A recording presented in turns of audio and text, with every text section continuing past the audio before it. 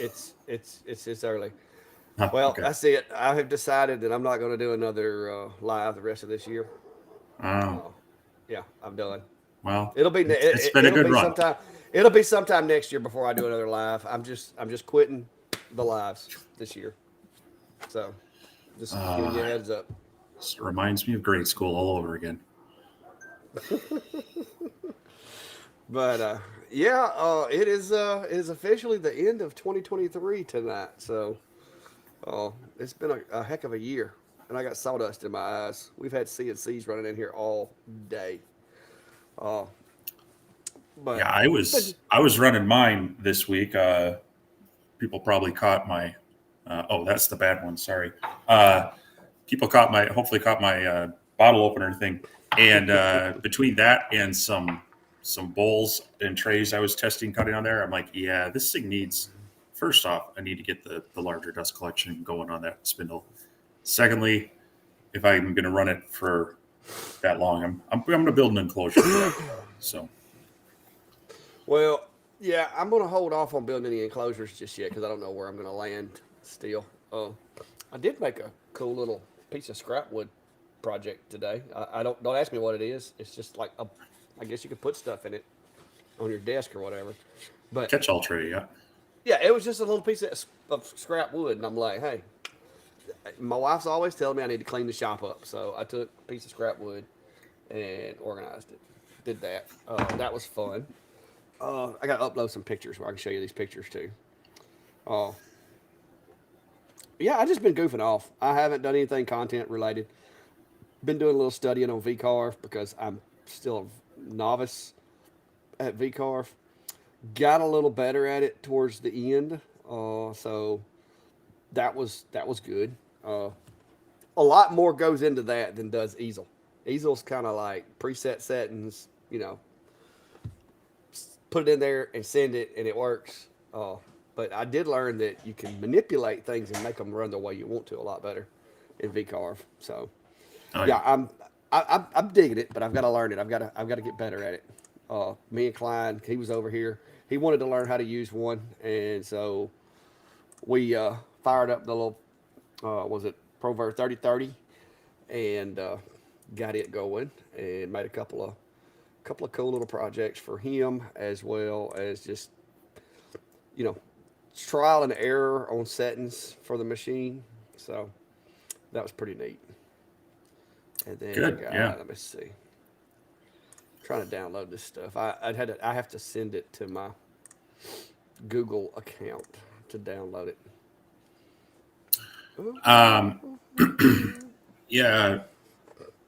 Concern on that Bauer unit, the speed control. I've heard mixed people report on whether it has that or not. Most of the clones of the Makita don't have it, and from my experience, I would suspect that it does not, because I have noticed it definitely bogs a little bit more than my Makita on things. So I'm still kind of running it through some projects, still feeling it out as an option. But as I mentioned in the video and here, it was a $40 special.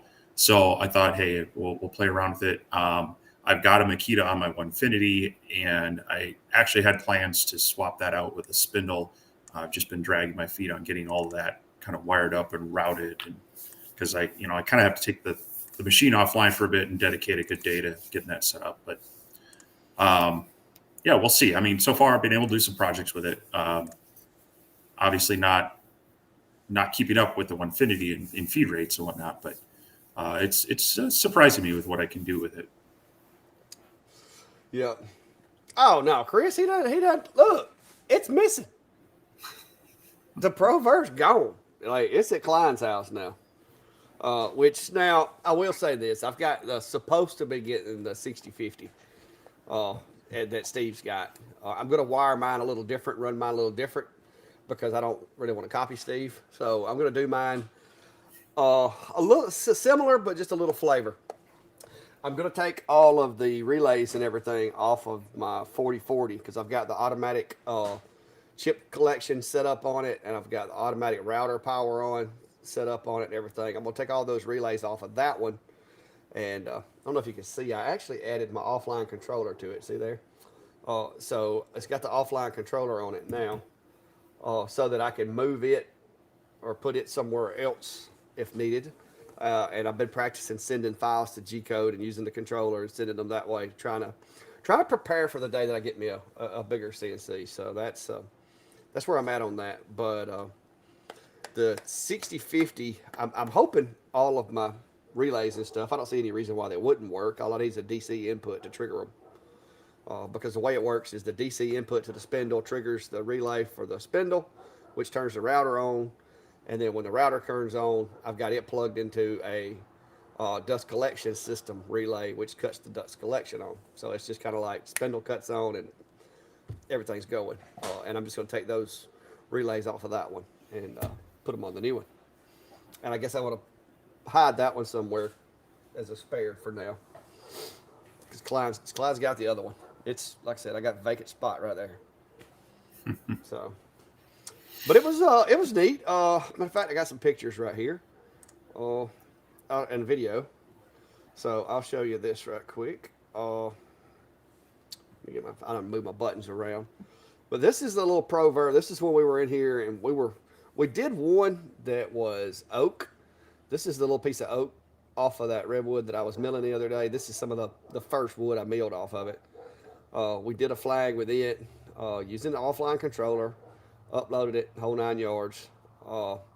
And I've learned too that I can do like, one G code for one bit, one G code for the next bit. Makes it a little easier to keep up with everything. So that's what I was doing. I had one that was an in mill pass, and then one that was a V bit pass that I ran. So we did that, and then this is what we end up. The second time we made one, we did it with his logo on a piece of scrap pine, and considered it was scrap pine. I think it done a really good job. I mean, I was impressed with the accuracy of it. So then today I organized my wife's makeup drawer with a box. Now I got to go back and remove some stuff because this was a prototype. But yeah, just been out here goofing off, guys. And just goofing off, making stuff, having a good old time. I got sawdust in my eye. Yeah, that's why I want to make sure I get the 6050 into an enclosure as well as some better dust collection for it. But because that does these machines can kick up some chips, and then inevitably with that some sawdust. It's not good to breathe in or get in your eyes. So, but yeah. Well, we got an early question here from Brian. It's got an IKEA Pro laser. There's a connector below the Wi-Fi antenna. It doesn't seem to connect to anything. Yeah, I know what you're talking about, and I think that's they don't specify what it's for. There's nothing that you need to worry about right now. It may be something that they attach accessories onto in the future, but it just kind of hangs out there and does nothing for you right now. So don't worry about it. Go ahead and enjoy your new laser and laser on with it. And the Wi-Fi on that one too is just, I believe, your typical. You can connect an app to it, but the device connects to the laser versus connecting the laser to your Wi-Fi. So unfortunately, you can't. Some of them allow you, like the Ortour. We create some of the X tools will connect to your wireless, and then you can get various apps to connect to them. But that one just acts as its own router. Yeah. I'll try to go through the comments here and catch up on them. Welcome, Brandon. He said he just submitted for the map. I don't know when the last time we updated that was. But I just updated the map right before we went live. So cool. And I see there's a couple extra entries, so I'll go ahead and try to update it again. So if you aren't aware, we do have a viewer map. I believe it's linked down below both of our descriptions on most of the areas we're streaming this to. You can go ahead and fill out that form, drop in name, username, whatever you want. And it doesn't have to be your exact address, but maybe your city, state, or something that Google Maps will recognize. It'll drop a pin on the map for you and let everybody kind of see where we all are. Yeah, Chris or Brian, I hate to disappoint you, bro. I don't know that there's gonna be any dancing tonight. Sorry, sir. I mean, y'all just had to live in that moment for a while. Uh, da-da-da. No, Victor's talking about I got to dance every week. That was a rare occurrence. We hit 300 people in that one. If we hit 400 in a live, y'all might get to see it again if we can make 400. So if y'all can figure out how to make that happen, there you go. There's your challenge if you choose to accept it. Uh, Yeah. but maybe we can. Maybe we can get 400 in 2024. Well, we hit Oh, I think 300 so. the other day. That was impressive. We'll figure out a way to do it.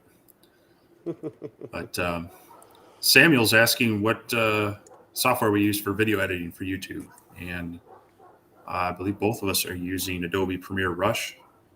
Mm-hmm. It's the lighter version of Premiere, a lot less hassles, but does enough for us. We try to not be too overly produced with our videos. Yeah, I just like to clean them up and get some of the, this the moving around and stuff like that out. I mean, I don't try to go too elaborate, adding effects and stuff like that to it. It does everything I need it to. Before that, I used an iPad with iMovie, which was very limited. I will say Rush is a lot better. Uh, they giving you a hard time about your washed out look over there. I have this very white wall right on the back side of me here because I've been cleaning out this section. There's just nothing there, so I try to balance it out as best I can. But it's either really Yeah. dark or I get too much light. So Yeah, well, a lot of times too is when you buy these webcams and like I'm using an Elgato, and I have a Logitech that I can use over here as well. But a lot of the stuff like that's the Logitech, and the Logitech it's going to be a little more washed out because it's just the way they work. My Elgato is more designed to be like dialed in to settings, but you have to turn the auto bright off and have to set the warmth of the light and all that. It's kind of complicated to get the color just right. But yeah, it's the like I said, that's the Logitech. So mine would be the same way or similar if I was using it all the time. But I just use that one for like putting places when I'm making video. Uh, yeah, Jack, VCarve's handy is very very versatile, but I'm still having to learn, especially with that 3030. I didn't use it that much, and so the feeds I broke two 1/8 inch end mills trying to go too fast in that red oak, and so there's a learning curve for me, especially with these new machines when they come in. I'm getting better at it, but there's settings in VCarve I didn't know that existed, and it messed me up.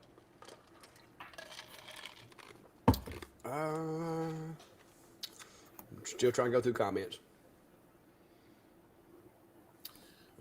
well, here's one for you. ETLC is asking any ideas what to offer area real estate businesses that might get reoccurring business. It really depends on what. It depends on what's hot in the area. I mean, each area is different. Like up there where Steve's at, they don't know what a stove cover is. Down here, we sell them like hotcakes. So I mean, it's going to be different. Cutting boards, charcuterie boards, anything customized for the purchaser of the house is usually a good thing. But Yeah, I mean, I know what they are. I just don't. well, think I'll they tell make you this. any I do know sense. this. I do know this. If there are realtors in your area, you know the signs that they use that have the carriage bolts that go through it, and it's basically like a stake.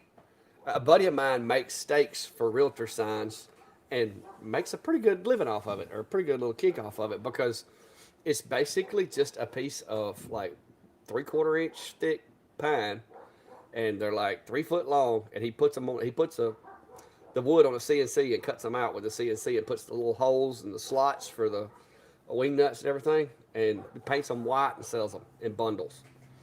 So, I mean, there's always you can find things. Well, I think what goes well fairly universally is cutting boards or charcuterie boards, serving board kind of things, where You can put the realtor's name like on one side, and then maybe on the other side it'll say, the client's name or welcome home, whatever, that they can personalize out, and that tends to be fairly universal of a housewarming gift for realtors. So what I would do is maybe just find one that you can afford to offer up to the realtor. Try to find if they've got a logo of their own, and maybe put that down in the corner or something, and then also tell them what else you can do. You know, just be ready to give that away to them as kind of your sample, showing them what you can do. And then they're going to talk to their realtor friends. So might not be the Yeah, and first make one or the sure. second one, but eventually, Yeah, you're probably going to run into one that's going to appreciate that. yeah. Especially make sure you have access to whatever materials like readily available, whatever you use, because you'll be like me. All of a sudden, your orders exceed uh, being able to get materials. You're having to go from store to store to store to try to find it. But I've gotten out to where I just stock up. I've got 10 hobby panels out there, enough to make 20 stove covers. So if I do need some and go to get them and they don't have them, I got a pretty good supply backed up. Uh, what speed is that spindle? The one that's on that machine that me and Klein used today is the 300-watt spindle. I think it's got the ER11 collet. It's the same one that's on the 6050, which Mhm. surprised me because on that little machine, man, it was doing a really good job of those 1/8 bits. The speeds were surprisingly fast. Uh, so I think that was, yeah, it was just a 300-watt. I think that's the biggest one that Genmitsu sells unless you go with a router. Uh, I've Yeah, that's the seen same. claims of a 500, but I hadn't seen the spindle yet. That's the same one that comes on the 6050. And you're right, it works pretty well on the 1/8 bits, but you're gonna, anything big is gonna take a while in that. I did swap mine out with a 1/4 inch collet in that ER11, and you got to go pretty slow. And so that's where I've tossed the Bauer in for now. We'll see how it goes. It's working okay. Like I say, I've noticed a few times where the speed has to settle in a little bit, but it's definitely an upgrade over that 300-watt spindle. So Yeah, well, I've actually contemplated going ahead and get me like a 1.2 kW water cooled spindle because there's a rumor that I may not be using the Mon port anymore. And I was thinking to myself, that chiller I bought for that Mon port would actually work for a spindle too.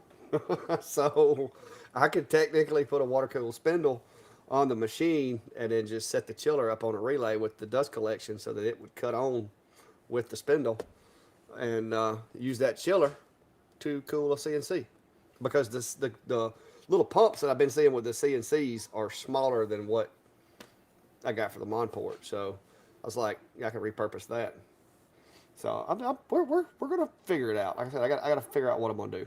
But for right now, the 6050 is probably gonna be my bigger CNC for a while until I can get past tax season and all that kind of stuff and figure it out. Da, da, da. So Jody's asking, how cold do you allow your room to become when using your laser? Out in the workshop, there's no heat until turn the propane heater on. Well, it doesn't get that cold down by you, so I can answer this one. Uh, I've not when there's a difference between what I'll let it get down to versus what I'll run it at, and it also is going to depend on the laser. With the diodes, they most of them are saying like 40 to 50 degrees is your minimum. They will technically work below that. What you start running into with the risk is you get some condensation on there, and you also have to make sure your mechanicals are still going to move smoothly, depending on what type of rails or rollers and belts, things like that. With the CO2, it's far more concern of your liquid cooling in that tube for most of these hobby grade ones.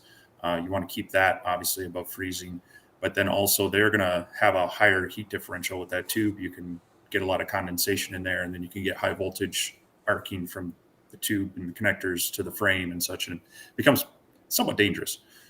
So you want to be cautious of that. You also have to keep in mind, you're running it with computers and such, and they don't like necessarily going from hot to cold and starting up. So as far as comfort wise, I try to keep my shop above 50 no matter when I'm working in it. If I'm dealing with glues, a lot of them need to be at definitely above 50, more like 55 to 60 anyway, and it's just not comfortable. But I will let the shop cool down if I'm not going to be out here for a few days and get into those 40s, just because it's not worth spending money to keep it warm if I'm not out here per se. It's not going to hurt anything, but then it does have to warm back up.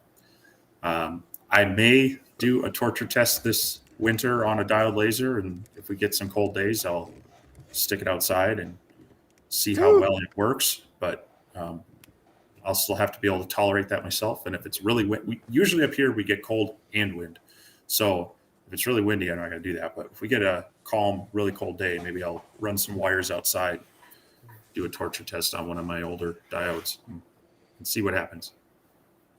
There you go, Steve. We got 73.4. But look at that bottom part. That's what's important. 32.2% humidity. Now, up until this past year, that was not possible out here. Up until this past year, no, see, no, sir. See, you drug your feet all summer and talked about getting a mini split and didn't. I am benefiting from the mini split. You out there with cold feet. But yeah, the last year I actually did run diode lasers out here, and I didn't have any heat, and so if you watched any of my videos prior to this summer, there was no climate control in here. That's why in some of my videos I look like I'm freezing to death, and some of my videos I was sweating. Was because it was, if it was hot outside, it was hot in here. Usually hotter in here, and the cold same way. But now that I've got the mini split in and I've got most of the building insulated, it's manageable now. Like I said, it's 73 in here now. I think this morning when I got out here, it was 64, 65. Because it got a little cooler overnight, and I didn't have anything circulating the air and everything. So it's a little different, But but yeah, you gotta get your heat fixed. that's bad.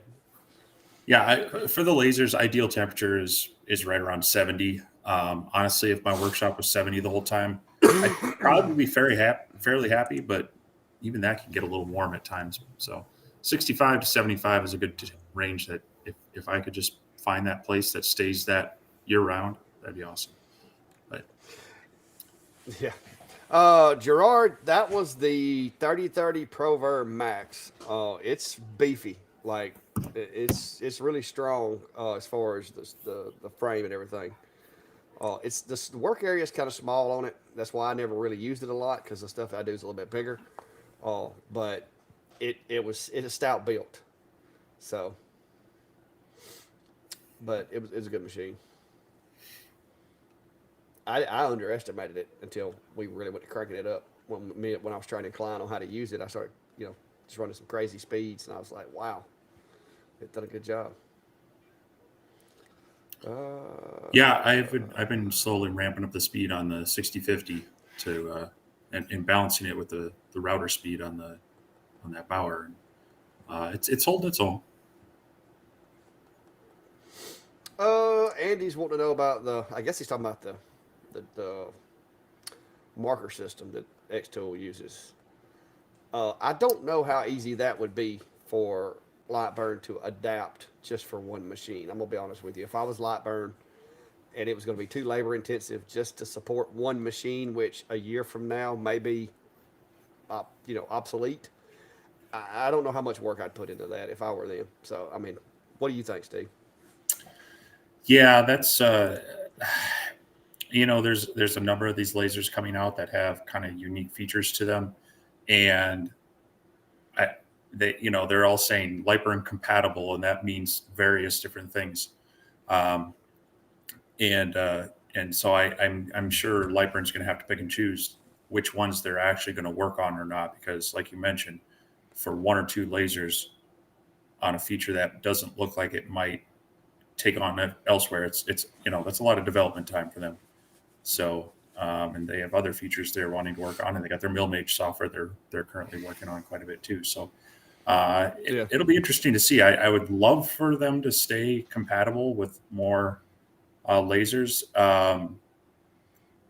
I appreciate the fact, though, that X-Tools continued to develop their software to where it doesn't feel quite so handicapped when you do have to use it to gain those features. Back a year and a half ago, it was torture jumping from Lightburn back into LaserBox Basic, but they've really stepped it up with XCS. We came out with theirs. It's very much similar.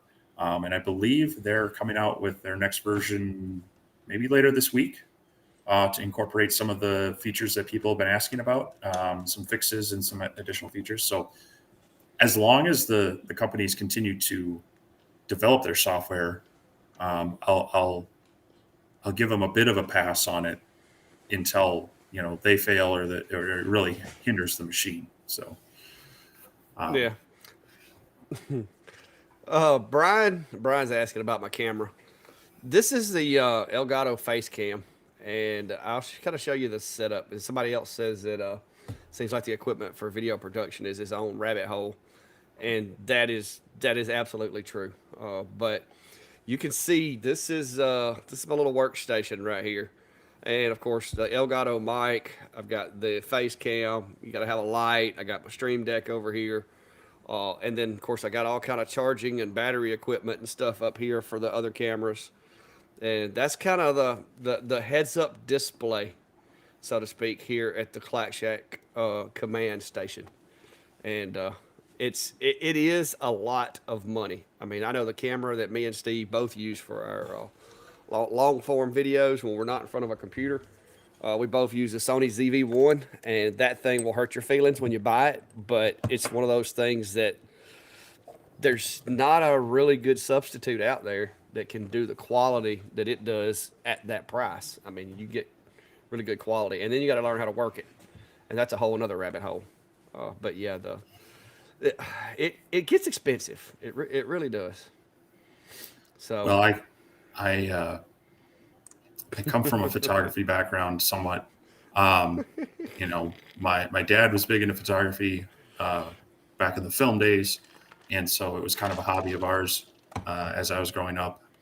For a while, I was actually a regional editor for a hobby-based magazine that was, had subscribers all over the world. And so, I did a lot of writing, a lot of photography for that as well.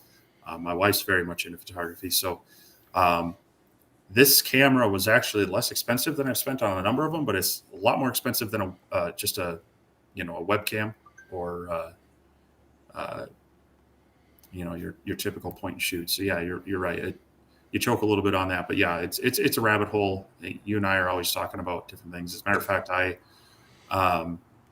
got a brand new mic mixer board and boom on order just for out here, because I have one down in my office for other things I've been doing, but I want to leave that there and have something out here now that I'm kind of getting a little more settled into this being a somewhat fixed spot in my shop that I'll dedicate to this. But yeah, you got to have two of everything now. So which you started your own little command terminal out there in the shop too, haven't you? Well, yeah, that's what I'm talking about. Video the other day, so that's what I'm talking about is and having more fixed cameras here, maybe even swapping out my laptop for a desktop that just sits out here. But I'm running up against that Lightburn limit of 3 devices. So I've got my office computer where I do a lot of my design work. I've got my laptop here that I bring out to do working on these machines, and then I've got a desktop down in my basement work area that all have Lightburn on it. Well, I either need to move my computer out of my office and into my workshop down there, replace that one to put a permanent one out here, because I'd also want to keep it on the laptops. It's just first world problems, I guess, when trying to do a lot of this content creation in multiple machines. So yeah, well, somebody was asking a while ago, and Lori's wanting to know if you're interested in playing with or buying the Lasermatic. and I'm just going to step out and say this for you. It's hard. It's hard for either. Whoa! It's hard for either one of us to really. It's if I had to, some of the machines. I'm gonna be honest with you. I tend to get content with what I have, but I mean the Lasermatic is a good machine. But like I said, if I've already got all these other machines, I don't know that I would have. It's I got to try it. I like it, and if I had to like pick, start throwing machines out the window or whatever, then there definitely is an order of which ones would go first. But we're blessed in the fact that we get to try stuff a lot of times without having to step out and take that risk of purchasing it. Now, like the first several machines I bought, yeah, that was a leap of faith because I didn't have anybody on YouTube that I trusted to tell me other than Steve, because Steve was on YouTube at the time. And so you just kind of got to go, okay, this guy seems trustworthy. He says it's a good machine. I'm going to buy it. And so that's one reason why I started actually reviewing some of these machines, was so that I would know. I mean, is this the best machine that I bought, or are other machines better? And better is a matter of perspective when it comes to machines, because like somebody asked me earlier, where is your longer B1? Well, it's right there. It's in my secondary enclosure, my small, square enclosure. But at the same time, Enclosure Zilla is rocking a 800 by 400 or 850 by 400 workspace now.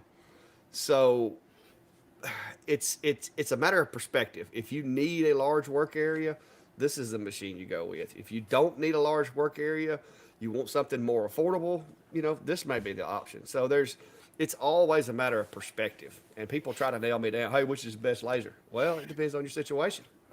The best laser may be the $300 one if your situation is that you don't want to spend a whole lot of money. That might not be the best performing laser, but it may be the best one for you. So those are all things to consider when getting in this rabbit hole. Kind of like the CNCs. I'm having to learn these smaller CNCs and work my way up because I want to know what it is that I want from a CNC before I go, buy a bunch of machine that I'm not going to use. So there's a whole lot of. It's probably my dogs, and they're not celebrating the holidays. The deer are moving. I actually could have killed a buck this morning. He walked through my backyard, but they're not coon dogs. They're both shepherds. So about 80 pounds apiece. I mean, I going back to that question. I'd love to get some experience on one. I've heard a lot of good things about them, but you kind of hit it on the head there.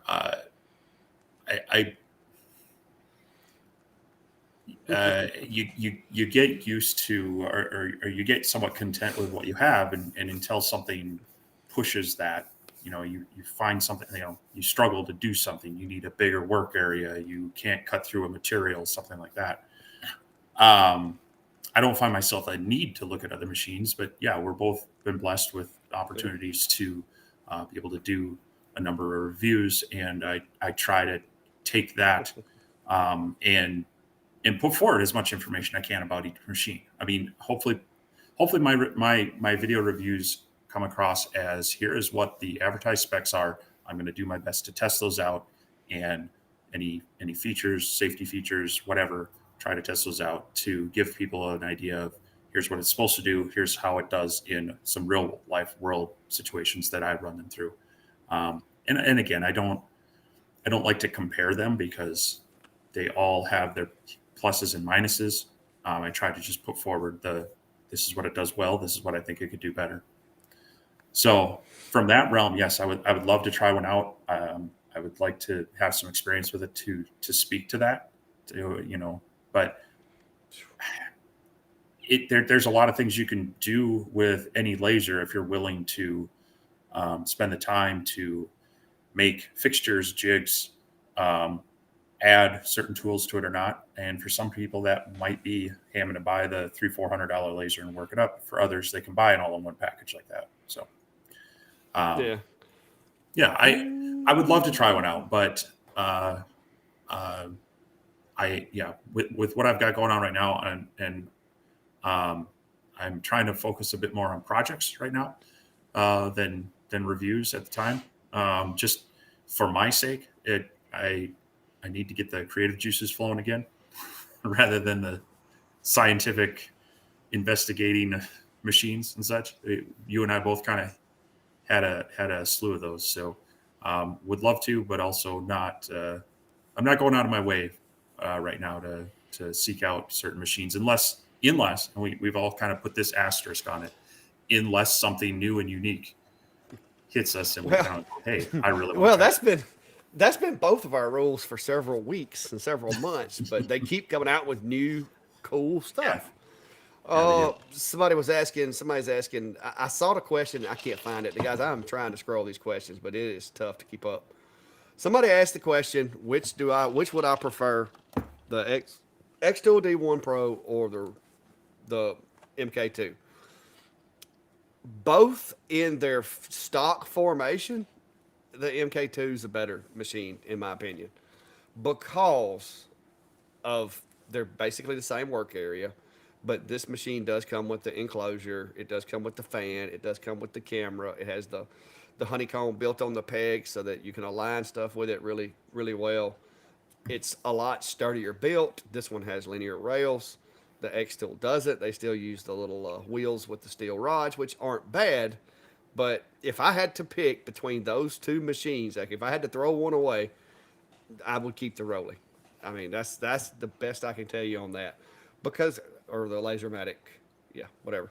But it's there's things about the build quality that I like about this one better. I do also like the fact that the the chuck sits in the bottom of the machine, has pegs to hold it in place.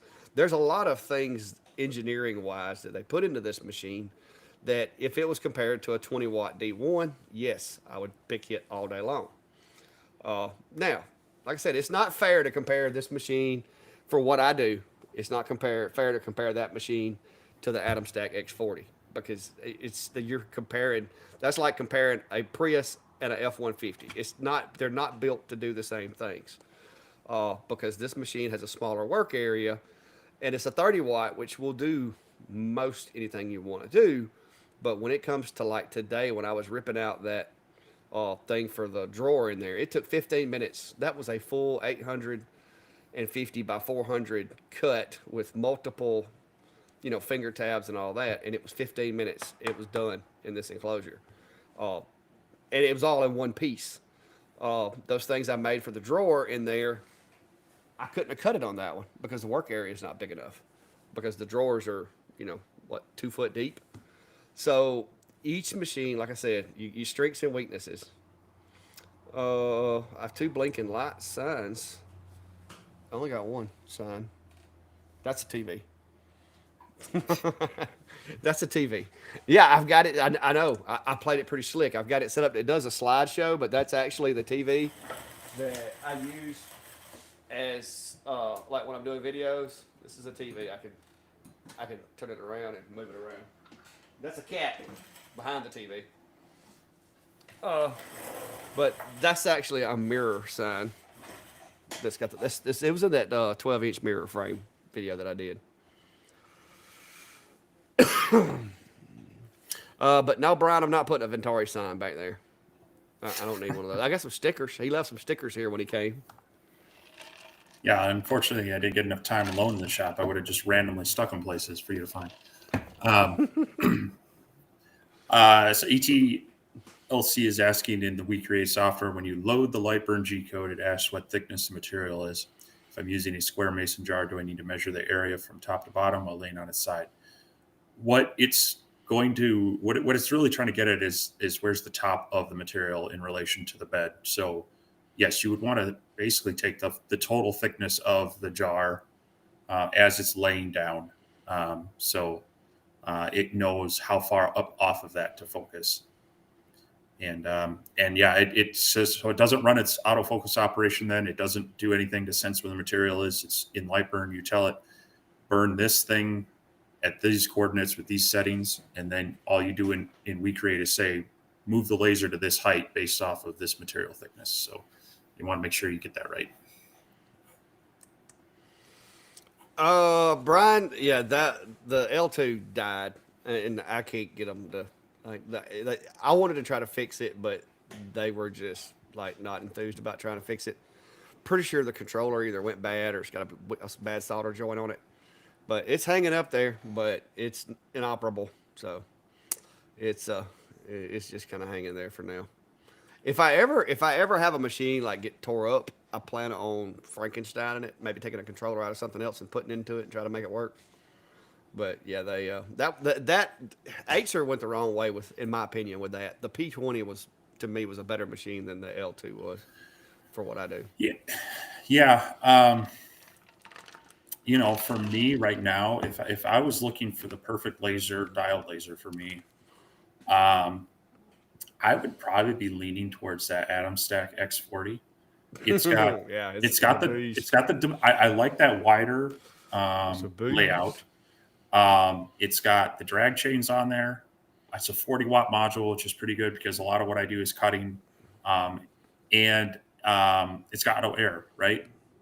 Um, Well, but it's got auto air, but it uses the pump, but it's got a relay. But with a little bit of electrical wiring and a pigtail, you can actually put a 24-volt relay on it and use shop air as well. So yeah, but yeah, it's I mean, auto air whether you it's use the got the pump or controller with shop air. the M7 M8. You want to tinker, you can. Otherwise, it's got the on off. But the focus is still manual, right? But now Yeah. it's got a really cool like little twist adjustment Mm-hmm. that looks to me. I'm gonna be honest with you. Looking at it, it looks to me like they plan on coming out with a automatic Z-axis because not only is there a pin sticking up that has like a knurled knob on it that's kind of long, but there's two screw holes to the right and left of it, like where you could set a stepper down there and put a couple screws in it. So I'm thinking that there may be a Z Auto Z kit coming for it in the future.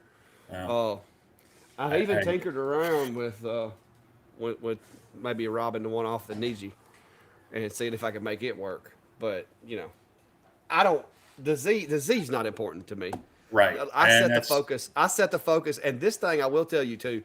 I raised the focus up on this thing, trying to see how high I could go before the cutting power diminished. And like I had a beam like an inch long from the cone to the material, and it was still cutting it. So it's very forgiving if you elevate the focus a little high on it. yeah. The powered Z is not honestly. If they don't do it right, I'd much rather they leave it out. Um, but Agreed. having a good solid rail system and limit switches that's accurate and consistent, having that cable management out of the way, and having that orientation the way that Atom Stack is, that to me would be probably more the laser I would be looking at right now. A camera isn't a deal breaker for me because you and I have put them on. As long as I can add it through Lightbird, I'd be okay with that. It's nice when they're integrated, but it's not a deal breaker for me. So that honestly, I think would be one I'd be more excited about right now than the Lasermatic. Oh, I was extremely excited. The only letdown with the X40 is it wouldn't have taken a whole lot more work for them to have added linear rails to the X axis. So right now it still has the traditional roller wheels, the rubber wheels on the X, but it has linears on the Y. Now you can run the Y axis a lot faster because of the linear rails, but I kind of wish they'd have went ahead and you're looking at the machine, I can see exactly how they could have done it and made it work really easy. But I wish they'd have went ahead and added the linear rails to the I X as mean, well. that's not a deal breaker for me. Oh, but it would have made it Linear run so much rails, faster. well, they can and they can't. You get some cheap linear rails in there, and they're gonna bind up faster. They're gonna cause more Well, I'll issues. tell you, their So factory settings, the Y axis on this machine is throttled twice as high as the X. So from their research, they've decided to back down the X axis speeds a well, that lot less than the Y. yeah, Uh, and it's true on a lot of them, and especially when you've got the dual. You've got two points that you're worrying about instead of just the one going across side to side. Yeah. But linear rails are nice, but when done poorly, they can cause you more issues than those rollers and belts. So that's and a lot of times these machines are not, they're pinching the pennies to get them down as cheap as they can. So that's where I'll give them a pass on that. Yeah, but like I said, it's a beast. It's definitely not a bad machine. Echo, turn on enclosure Zilla. Okay. But yeah, hang on, I'm gonna get this thing fired up here and woo. So to answer Robert's question here while you're doing that, yeah, if you're looking to cut clear acrylic, you definitely a CO2 laser is going to be really what you're looking for.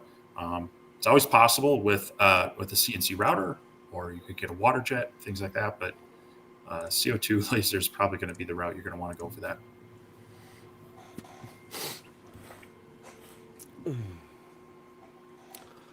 Da, da, da, da, da, da, da.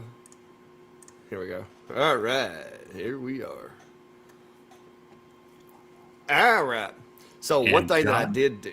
Hello from St. James, just down the road from me. All right, you're good to go. Yeah, one thing that I did do the other day too is when I reconfigured my enclosure, I have went in here and let's see, cut some layers, 12. Make sure nothing changed. Okay, we're good. 16. Let's change that to 16 by 16. And one thing that I did do is I did a realignment on my camera as well. So let me put y'all over on the camera so you can see this. And here we go. Woo! Look at that. Ain't that beautiful? Look at that right there, guys. That's just, it's nice. Now watch this. Updated the overlay, right? You see that? Updated overlay. I have been able to achieve accuracy with my camera that I have not been able to achieve before. So I thought that was pretty awesome. Check that out. That's close right there. That's a 16 millimeter circle. So, I mean, that's pretty darn close as far as placement goes. And,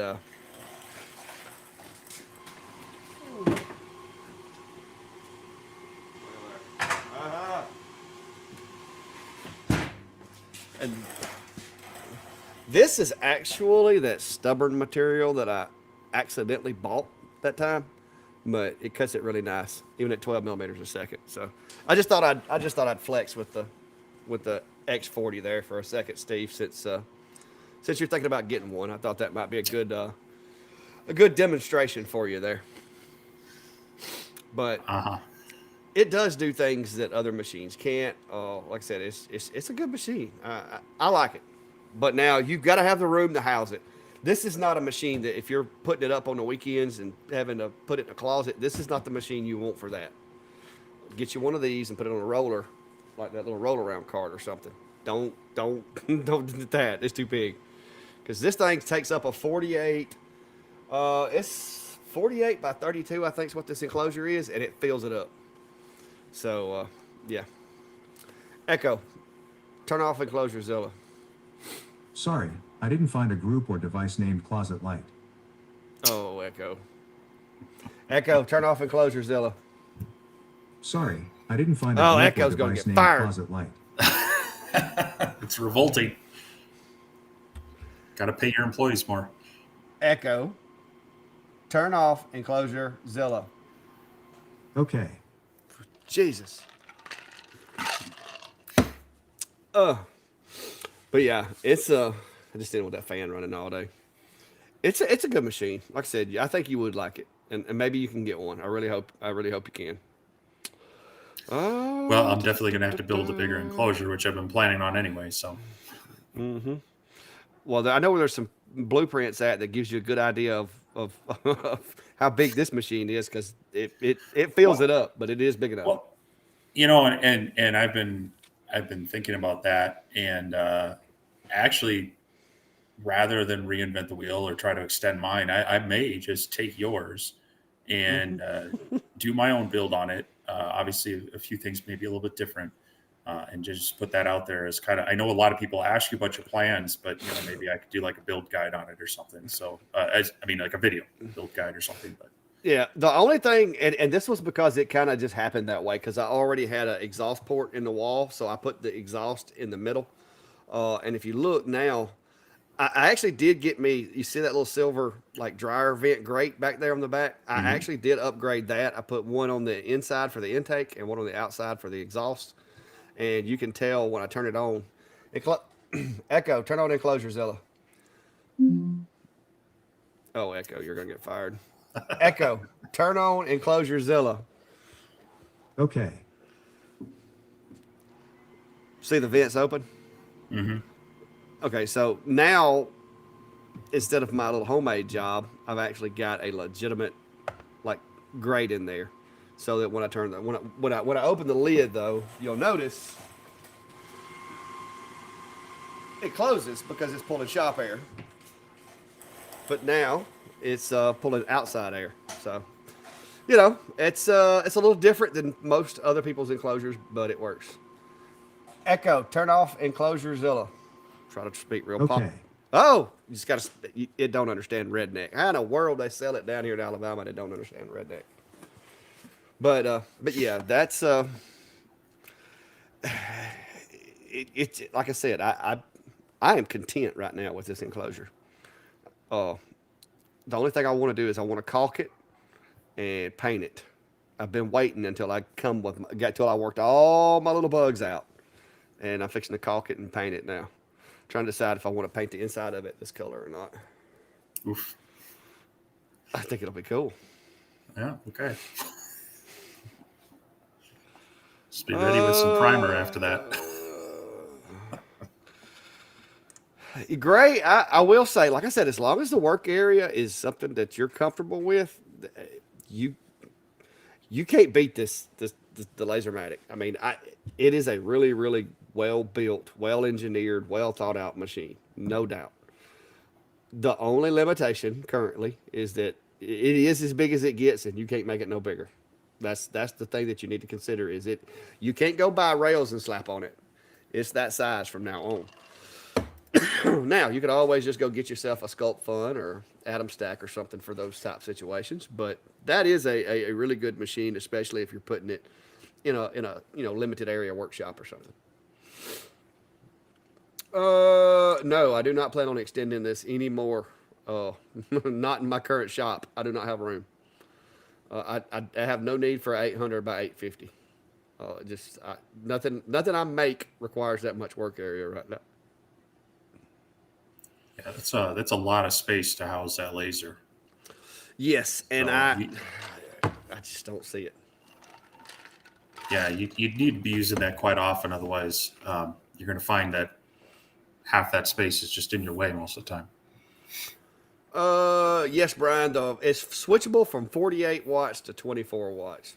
So it's technically not a 40 watt. It's closer to being a 50 watt. And if y'all remember, I told y'all we would have 50 watt lasers by the end of the year. And everybody's like, oh, no, there's no way.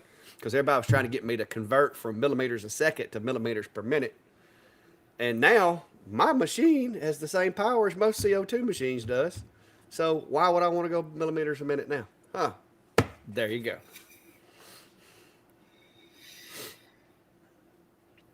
I called it right. Yeah, we did have a giveaway the other day, but I don't know if I'd have to, like anything I send to Chris, I'd have to order from Amazon or somewhere to where they could ship it from a local warehouse. I can't afford to send nothing from the United States to Chris. You'd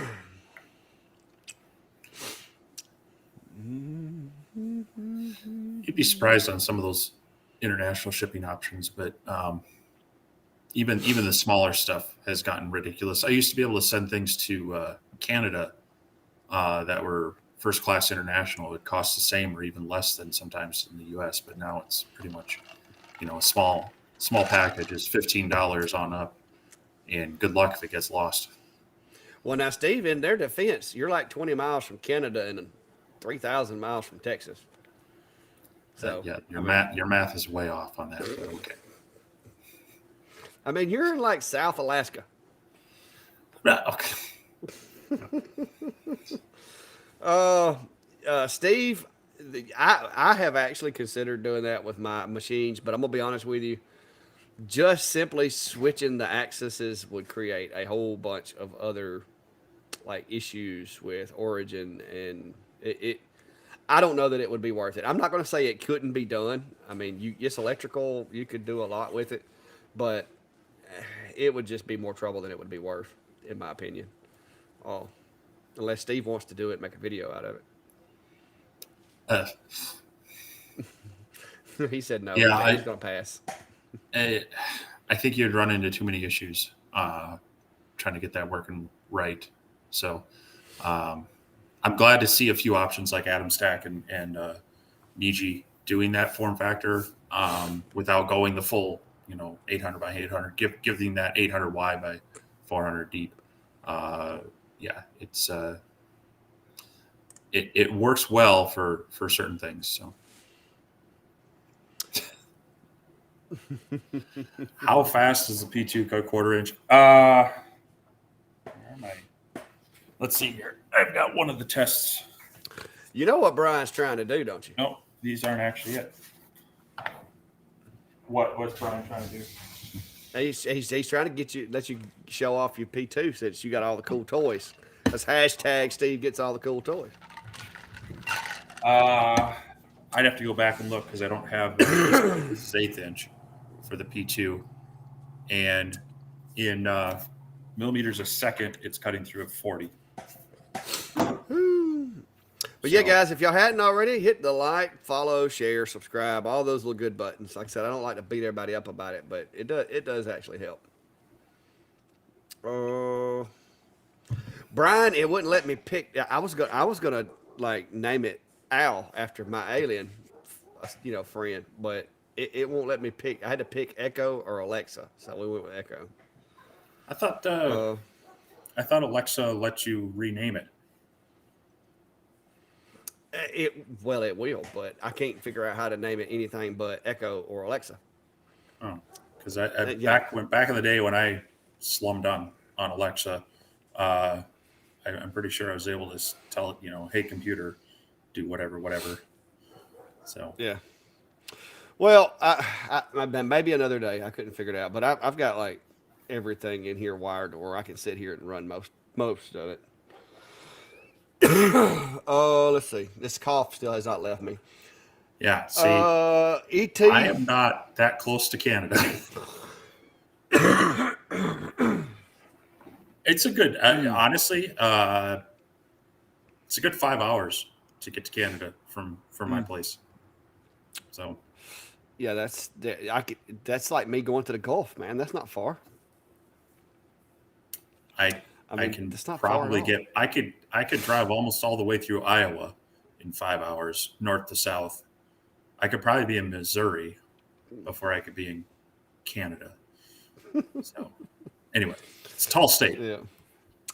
The bed size on this machine, somebody is asking me.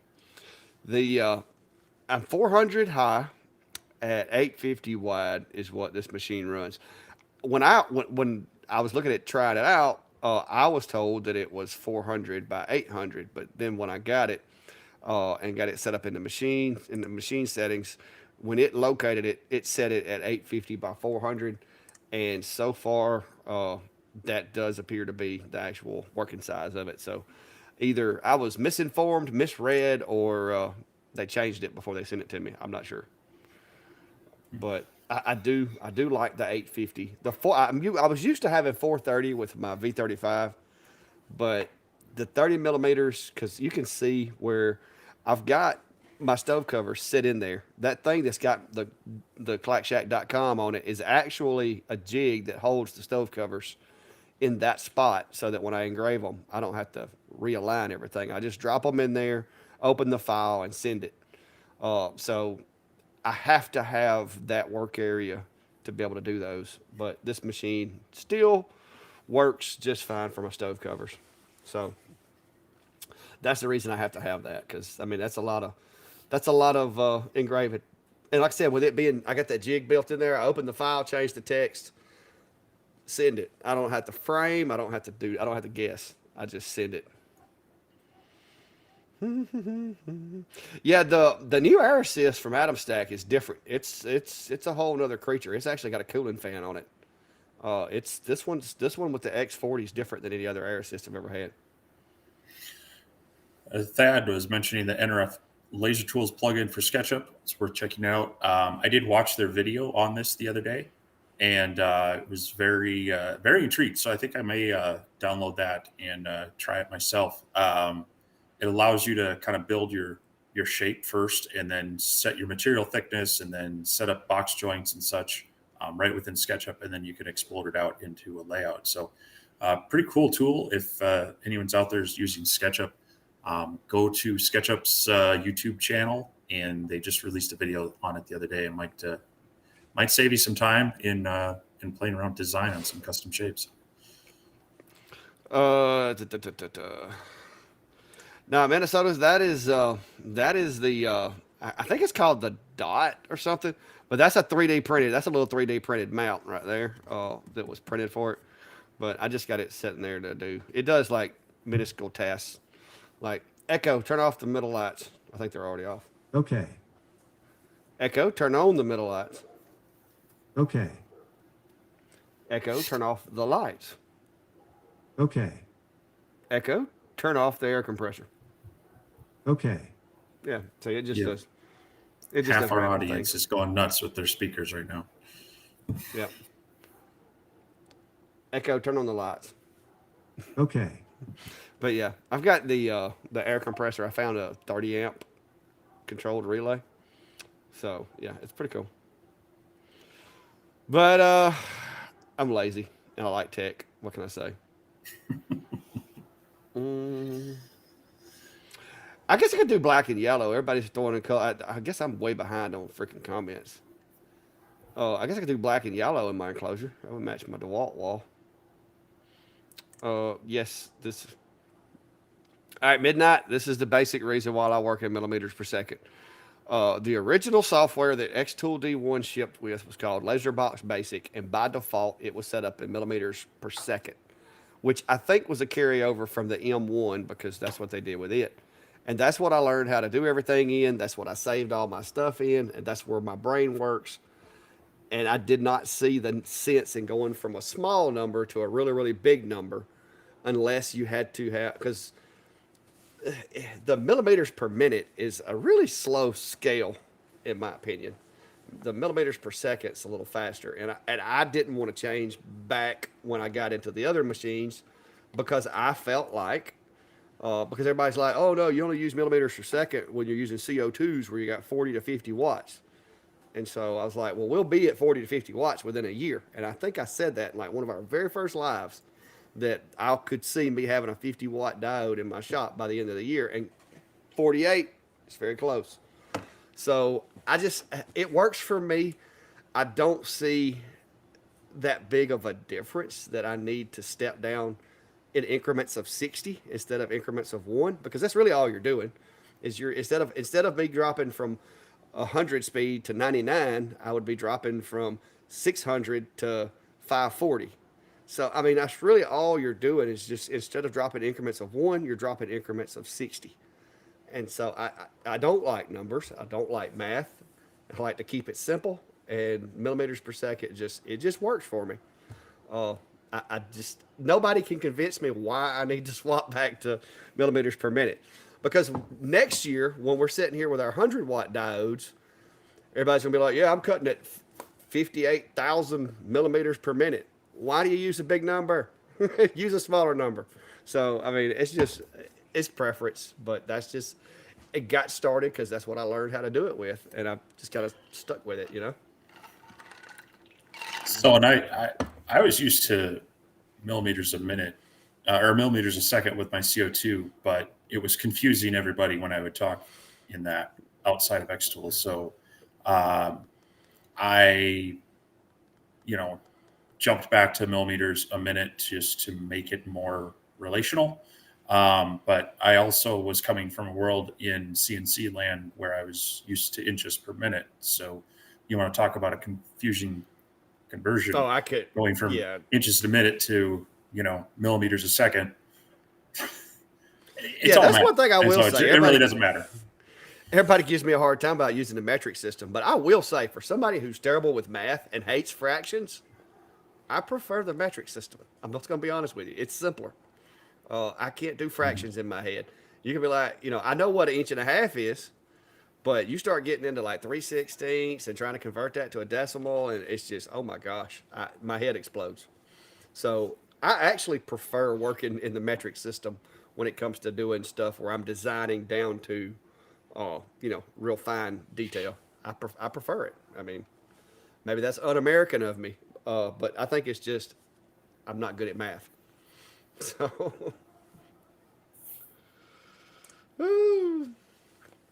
there's a question about CSC Labs. Yes, I have looked into it. I actually sent them an email, and I don't know. I like some things they're doing, but there's some things that they haven't got around to yet that I'd like to see if I'm going to spend the money on a big CNC and go through the trouble of putting it together. So, I don't know. Haven't ruled them out, but they did send me. I got a quote from them and everything. But after looking at some of the things that they're doing, there's some other companies that are doing things that I like better, such as Onefinity and most recently Shapeco. I like the new Shapeco 5. The 4, wasn't crazy about, but the Shapeco 5, I like some of the build features of it. So, what about you, Steve? I mean, you look. I mean, not. I know you're. Steve's on the Onefinity boat. He's not coming off of it. Because it'd be stupid for him to, because he already has a base system that he can expand upon and stuff. So I don't blame him on that. Yeah, no, I mean, I'm familiar with the long mill machines, and it's great to see what they're doing with them. But yeah, I've had my Onefinity for a few years now. Shortly after they came out, I got mine, and I've been able to upgrade it, and it. Anytime I need to use it, it's done what I needed to do, and I have yet to max out this size, so I don't. There are times when it's just too big to work with, and that's where it's nice having this smaller benchtop one to work with as well. But no, I think they're decent machines, and would love to talk to them more and see what they do over time.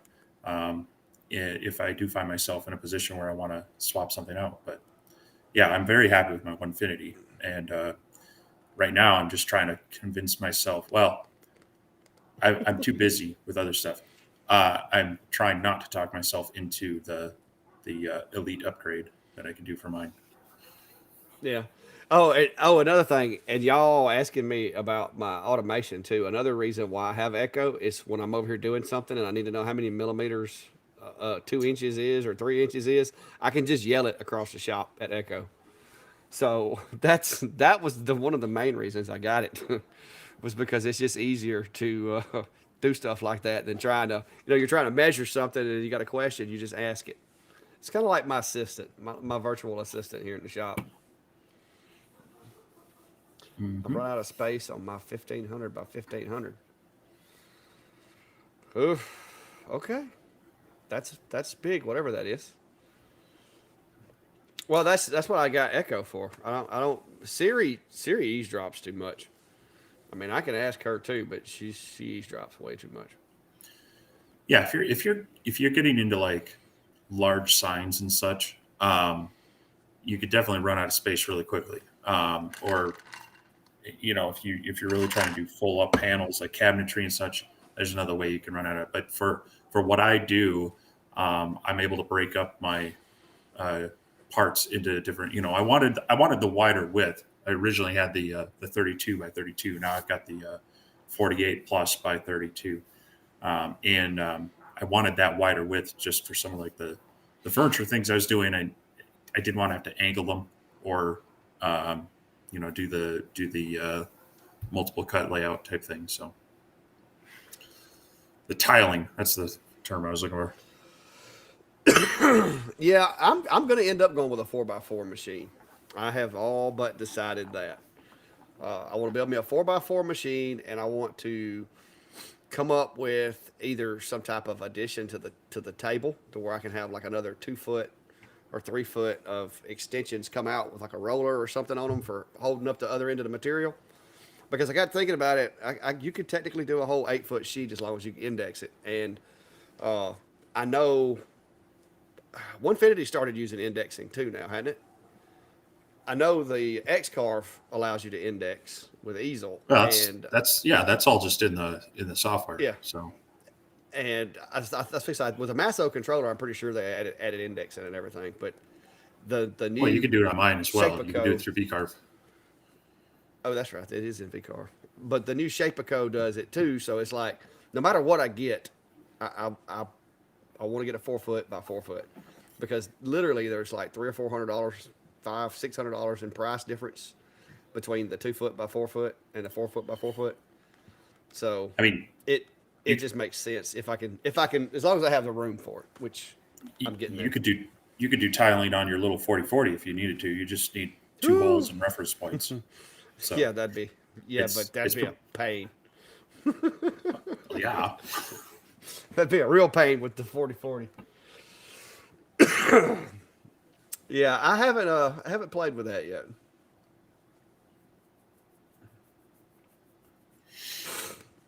Jack, I mean, they all smart devices listen.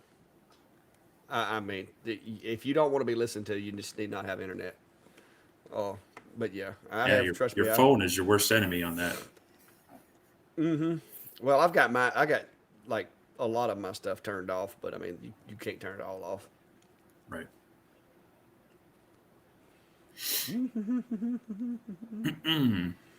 Yeah, where can you go to practice math on New Year's? Not here. I'm not good at math at all.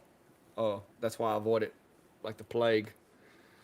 But anyway, guys, if you hadn't already, hit the likes, follow, subscribe, thumbs up. Laser Engraver community page is also available. And stick yourself on the map so that Steve can update it after the live's over with, and we can see a little more of the footprint.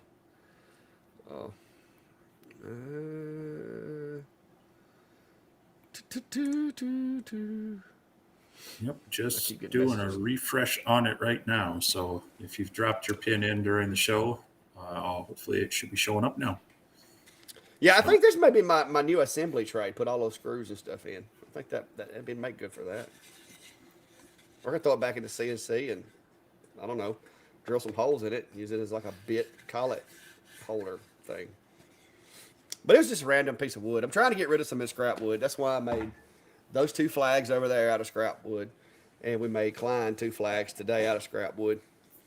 Because if I don't get rid of this scrap, when I do bring that red oak down from the mill, I'm not gonna have anywhere to put it. So, see, my cats. I don't know that would work. These things eat way too much. I mean, I guess you could. You have to waterproof it. Yep. But y'all see my laser/CNC project video? That was I'm waiting on my magnets to get here. Ultimate fail on my magnets. They're way too weak. But yeah, there we go. Yeah, I've.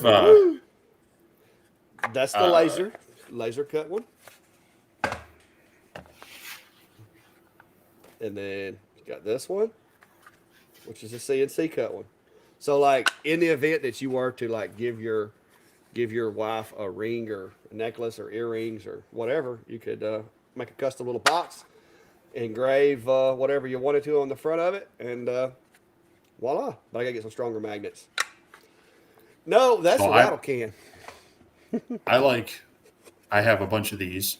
They're 6mm by 3mm magnets, and so they work really well in both 1/8 inch material and 1/4 inch material, and they're strong enough to do what you're asking, but they're only about 6mm or roughly 1/4 inch in diameter. So yeah, I ordered a big old box of different size magnets. But yeah, this is actually the same file. I made it in Lightburn and then exported the SVG over to the CNC. That was a pretty neat little video. I had fun with it. I've been studying up on my CNC stuff lately, so that's kind of why everything I've done for the past couple of weeks, well, not everything, but a lot of what I've done has been CNC based. Trying to get more acquainted with it. Bobby, the link to the map should be on my YouTube channel. I don't see Facebook doesn't let you put stuff in the description like YouTube does. Now, if you go to the Laser Engraver community page, there's links to that map in there. If you're on Facebook.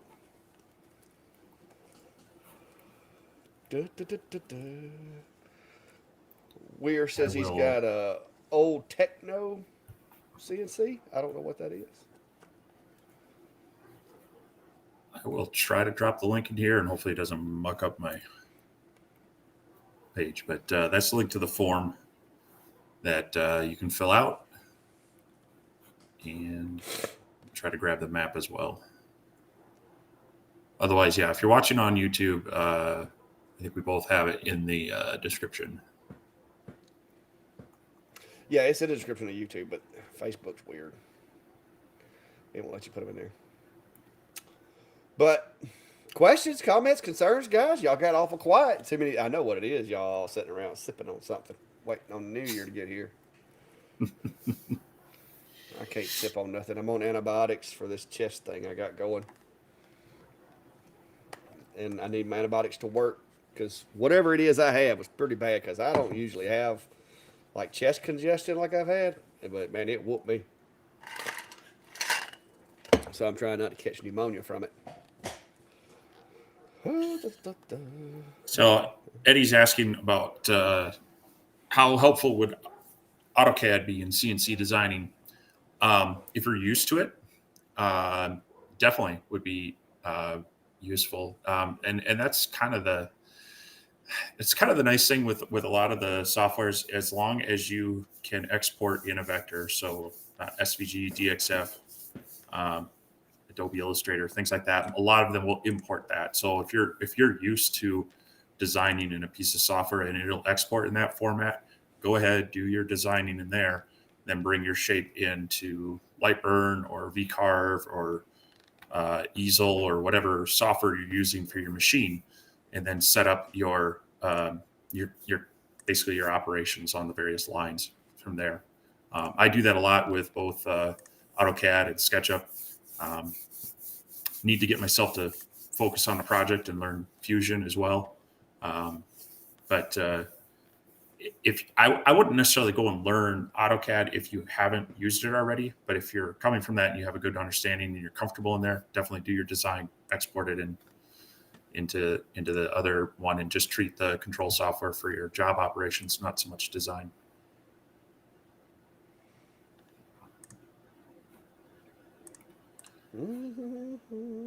And Samuel is asking this: best finish for coasters. Depends on the type of coaster, and of course, personal preference, customer preference, things like that.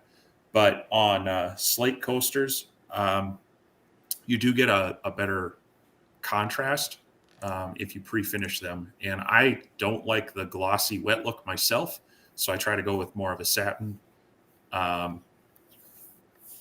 finish on that, and then it'll give me that contrast without the coaster looking kind of wet or plasticky. Some people might like that darker wet look on the slate as well, but it's just not for me. But definitely pre-applying that before you do the engraving will give a better contrast to it. Now, people will argue that you're taking away the absorption properties of slate.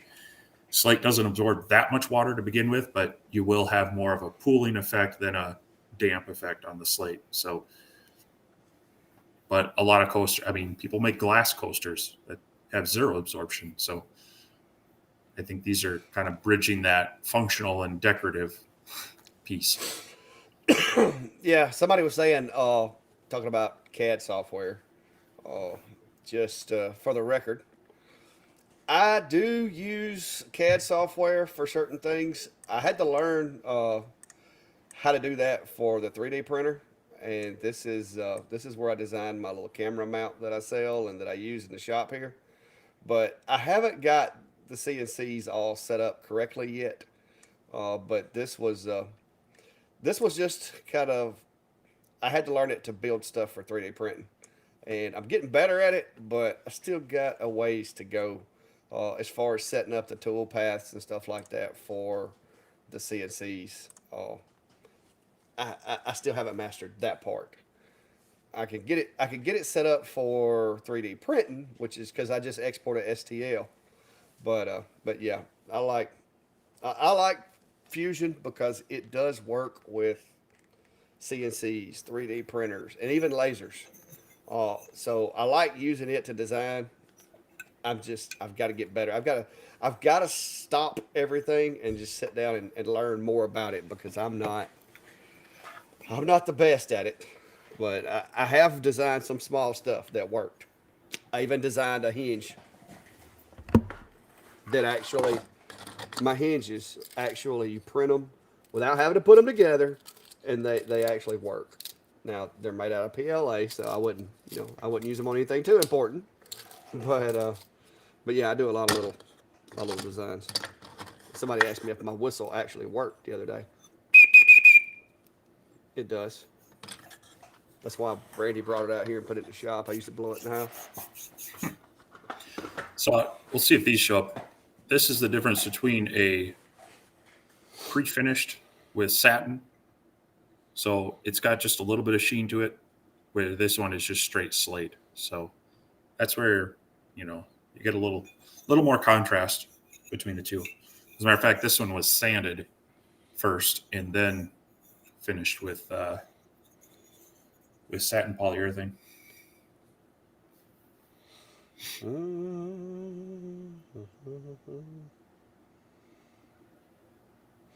Yeah, Fusion 360 is really good, but they like it, and I'm trying I'm trying to slim down some of my software selection, to be honest with you, because between Fusion and Vectric or VCarve, I'm wanting to get rid of Easel because Easel, even though it is very simple and it was a blessing starting out because it made CNC and fun because it was easy, it doesn't have the capabilities that VCarve has when it comes to doing putting the lathe on the CNC and stuff like that, doing 4-axis stuff and everything. So I'm trying to get some of this software off of me going into 2024 because it's a lot. Because between streaming software, between bookkeeping software, between, Fusion 360, Vectric, Easel, freaking Lightburn Galvo, Lightburn, it's just, it gets to be a lot.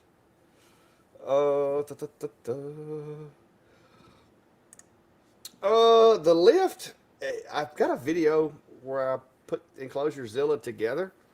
It hasn't changed the way that I've got it put together, but it has a button and it lets it up and down. It's really that simple. I did have to move my honeycomb a little bit the other day, but it still works the same way. Well, Gray, actually,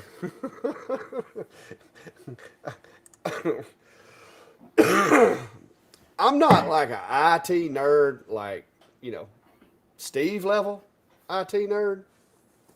But technically, I do have a background in computer forensics, and I did manage the police department's network for about 4 years. And I do have my only claim to fame of higher education was on a networking degree. So, not trying to take up for Steve, but I have a little bit of nerddom. It's just hard to see it under all this redneckness I got going on. I think you and I are probably pretty close to on par with the level of technical savvy and networking knowledge and whatnot. Yeah, I mean, I live it and breathe it every day, but I'm, they got me in management, so yeah. I'm not. My fingers aren't in deep with it, as it used to be for me. Well, when the new mayor took over, he decided that because for years the police department we were the only place that had a server, had VPNs, had car, we had access in our cars, access in our smartphones, and all that. And when he came in, he decided to basically get a firm to come in and take it over. So I kind of passed most of the day to day stuff they do, but like if they want to change anything, modify equipment or the way it works or whatever, I kind of have to give it the all clear and let the powers that be know that hey, they're not just trying to take us for a ride, get a bunch of money out of us. So I still have to fact check them, but for the most part, I spend most of my day now spreadsheets and budget proposals and you know that kind of stuff. It's not glamorous anymore. The days of standoffs and laying in the woods watching houses waiting on murder suspects to come home and all that. Those days are that's been a while. Don't do that as much anymore. Yeah. Cool, Sam. Sharon's asking along the lines of software. She's thinking of using a local maker's market to do acrylic cutting and 3D printing. What would be an easy program to use for the 3D printing? Nothing extensive, kind of thing like Dave does. It's going to depend on. I mean, if a lot of the maker's market or maker spaces have, they'll have some training sessions on it, and they might have some good recommendations on software that they like to use, which is obviously going to be far more helpful to you to get some local troubleshooting on. But unfortunately, yeah, you'll need to look at some software that can do STL modeling. Now, there's things. I mean, it's very simple stuff. You can start with something like Tinkercad online. You can play with SketchUp free online, and they are kind of draw shape, extrude it, push your shape through it. You can do some basic things there. But from there, you get a little more complex. You're going to need to get into the Tinkercad will do some of the basic stuff. SketchUp's actually fairly powerful once you get used to it and learn some of the tools or add extensions to it. Fusion 360 does have a free version for makers that you can play around with as well. And that would definitely be a good one to look into for that. But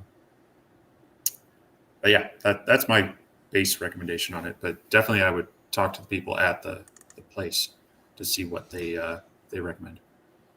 Yeah, and if you can get, especially if you're just wanting to be able to 3D print and you're just getting into it, to be honest with you, you can go on like Thingiverse and places like that a lot of times and download the STL, assuming that wherever you go has the appropriate slicer for the machine that you could use.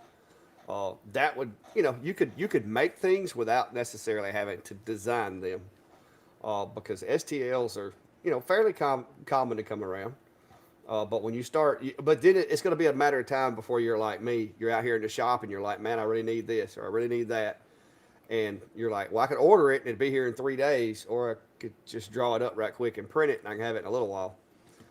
So that's kind of where I got is I wanted it to be able to make stuff for the shop.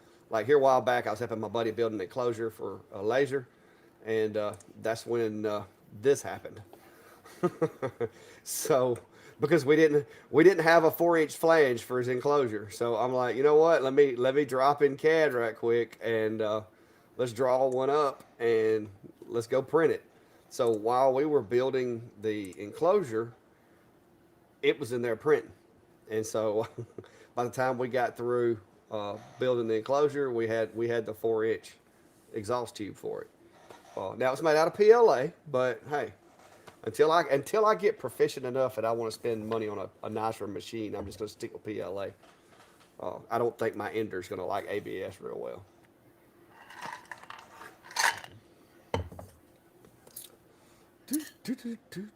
Yeah, there's a number of sites out there that'll have most anything someone's probably thought of it beforehand. So, I always search for it first.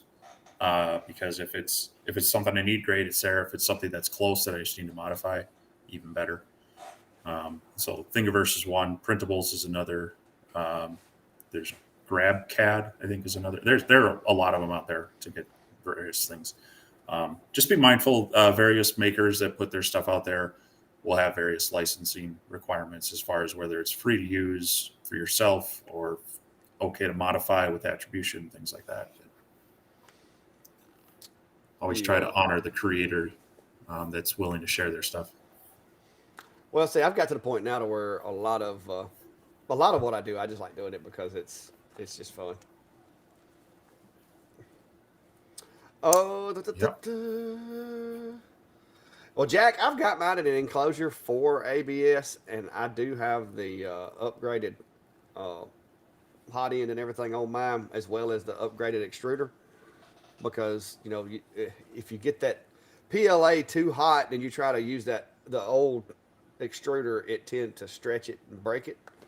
So I did get a direct drive extruder and upgraded hot end and all that put on mine. So it will do ABS, but it's in the house in the living room, and PLA is just a lot less odorous. So I can be printing and nobody even know I'm printing because I zip up the enclosure and just leave it cracked just a little bit because I found PLA likes to have a little air, just not a lot. So I'll unzip it just a little bit, leave me just a little pocket for a little air circulation, and then I monitor it from out here and let it print while I'm out here working. Yeah, my Cheaty Tech printer, they actually want you to take the plastic dome lid off and keep the door open when you're printing PLA versus putting it on, closing it up, letting the heater go when it's printing ABS and others. So.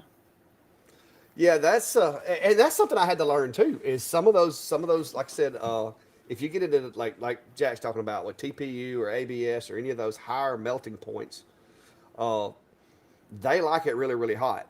PLA, if you let it stay too hot in there, it will overheat and you'll start getting drips and everything else. But there's a balance. I almost want to get me one of those temperature regulated enclosures, but rather than do that, I'm just going to buy a machine that has its own temperature regulated enclosure because you want to keep the ambient air cool enough to where the part can cool with PLA, but warm enough that it doesn't cool too fast. And it takes a little while to kind of figure all that stuff out. What did I print this week? Oh, my camera mount that's inside the camera mount that's actually, when y'all look at this camera right here, that's actually one of my mounts that I printed. And yeah, I was printing it. And that's when I closed it up the first time, and it was too hot.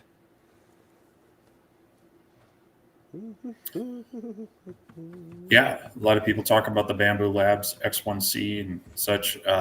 Definitely kind of the 3D printer to beat right now, but they have come out with a few different versions. So if you're in the market, neither of us have them. Neither of us, I mean, we're not going to send you any links for it. That's going to help us out, but it is definitely one.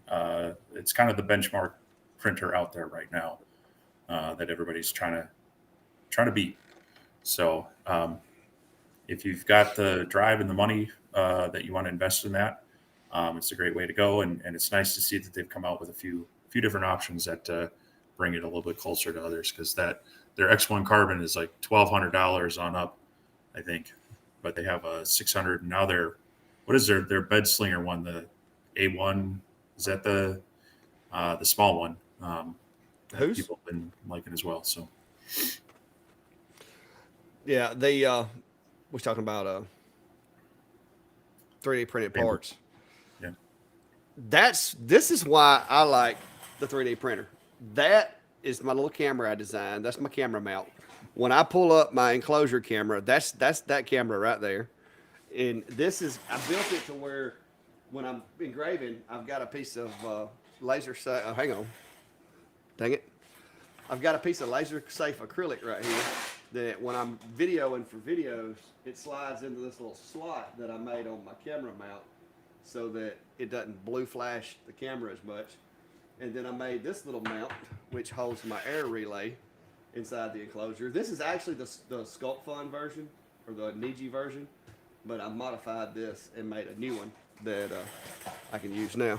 Matter of fact, I just printed my new one. It's over here. Steve will be wanting this file before long. But that's my little clamp for the relays, the air relays. It snaps in. It's got little teeth right there that kind of hold it in place. And then for added support, I added these little tabs here, so you can put a zip tie through there, and extra security to make sure it doesn't fall out. And then you have 2 screw holes here to screw it to the side of the enclosure with. And that holds your air relay for automatic air assist. Steve's like, yep, go ahead and email me that file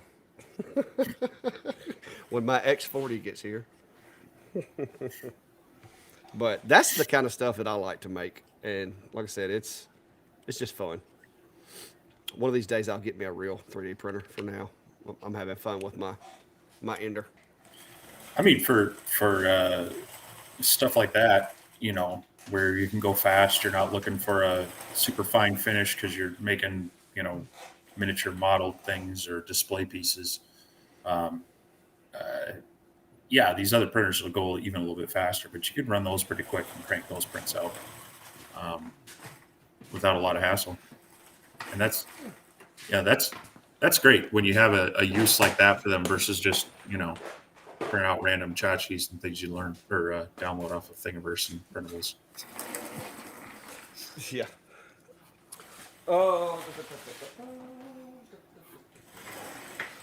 Yeah, somebody was asking, I think they're talking about the relays. They come in 2 flavors. You got 12 volts or 12 volts. Both of these are 12s. I've got a 24 ordered. But the way this works, and I'm running them on all machines in my shop that have automatic air. Dang, they should make airplanes out of this little saran wrap stuff. They'd never crash. But basically, you got an input and an output that you have fittings that go in there that resemble these guys. And so once you put all this together, then this just kind of like snaps in. Uh-oh, I just realized my zip tie thing may be in the wrong spot. Oh, yes, it's just gonna be. I'll have to go back in CAD and fix those. Or, hang on just a second. It's PLA, right? Okay, no more zip tie holders. But it just kind of snaps in right here. And so that holds the relay. And it doesn't really need the zip tie thing, so I think I'm just going in there. I'm gonna remove those from my design. But that holds the relay inside the enclosure.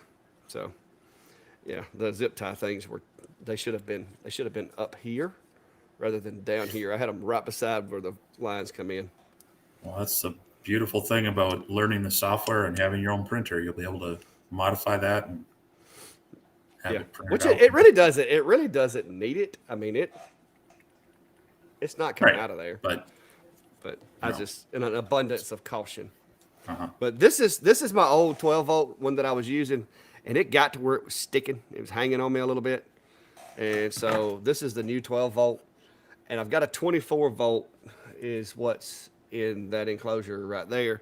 That one on the wall is a 24 volt because the longer B1, the output voltage to the air assist is 24 on it. And I need another 24 because the X40 also outputs 24 volts to the air assist as well. So I've got it. It's somewhere on an Amazon truck.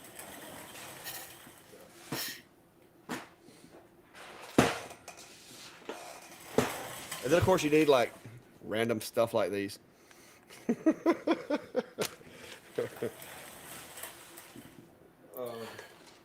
Yeah, part of my day was cleaning my basement workshop up some, and it's where I have traditionally done a lot of my model airplane building. And I was going through all my boxes and bins of old connectors and adapters and battery things, and in the past 30 years of me doing that, there are some that have just gone the way of the dodo bird. So I figured it was about time I could toss out or recycle some of that stuff. Yeah. But see, you wind up like say with the dang it, with the X40 over here, you wind up having to have like a pigtail like this, and you use these pigtails basically to wire the relay to this pigtail, and then this pigtail plugs into the relay that comes attached to the machine. So basically, it's no different than plugging the air assist pump into that relay. And then, of course, you got like this is a M7 relay. This can actually control your fan if you wanted it to, if you had the ability. And like random little cables and such. Like this is just a switch that's on these two, but it gives me both pigtails. So I recycle stuff like this. Like I'll take that apart, take the switch out of it, and I got a male and female pigtail to use to engineer a automatic air assist on something, because I don't really need a switch like that. But when you buy things, they come with these extra little gadgets sometimes, or just like this guy. I don't even know what this is for. Yes, I do. This was an Otour. This is for the light and fan in the Otour. But they included this cable, which I don't need, so I can actually cut this off and use this to power automatic air assist. So I never throw stuff away. I hoard electrical components, and I have for years. Never throw away a good plug, especially if it's a 24 volt.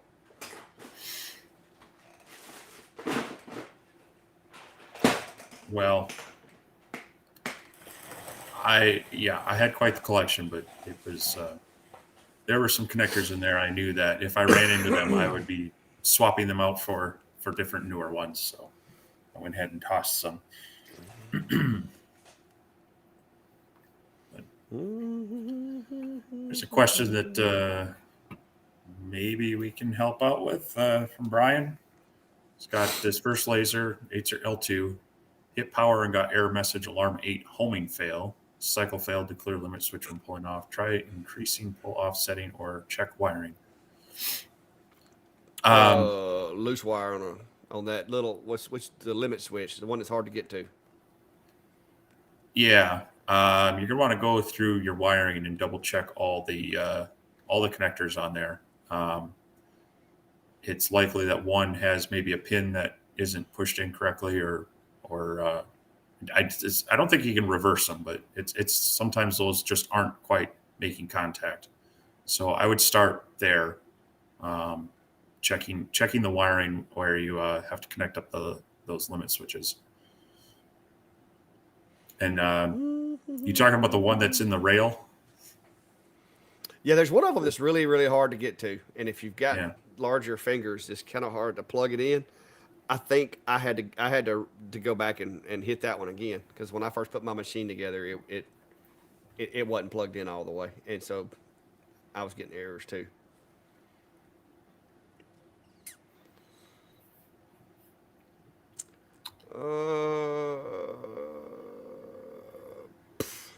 Gray said I'm a full-fledged IT nerd.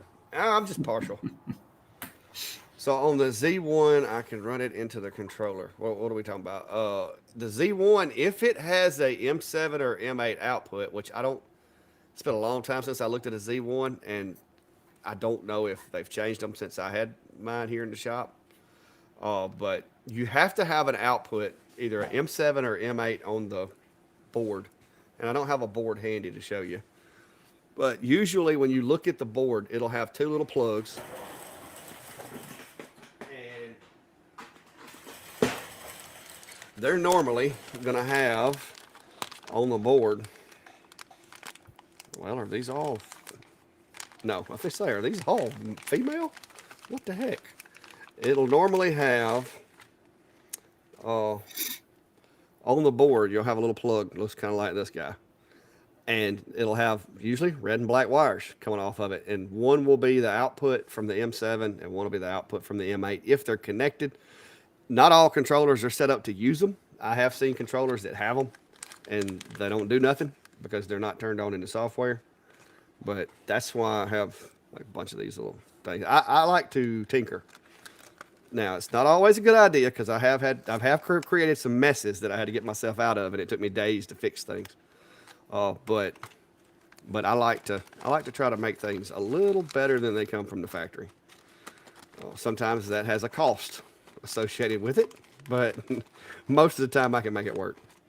But these little I think it's JSTs. Ain't these JSTs?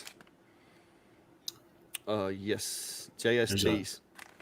there's a lot of things called JSTs.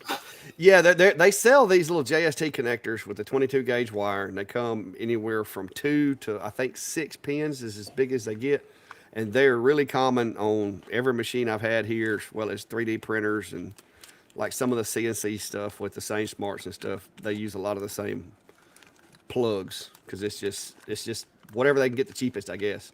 They're just very common. Uh, can I update the firmware on an Xtool? No, to update any Xtool device, you have to use XCS now. I don't think you can even do it with Creative Space no more, or Basic. I think you've got to use XCS for all firmware updates now. Yeah. Yep. But yeah, when you get to the point where you have to get a soldering iron and you start buying plugs and stuff like that, you've taken tinkering to a whole new level. But it's cool.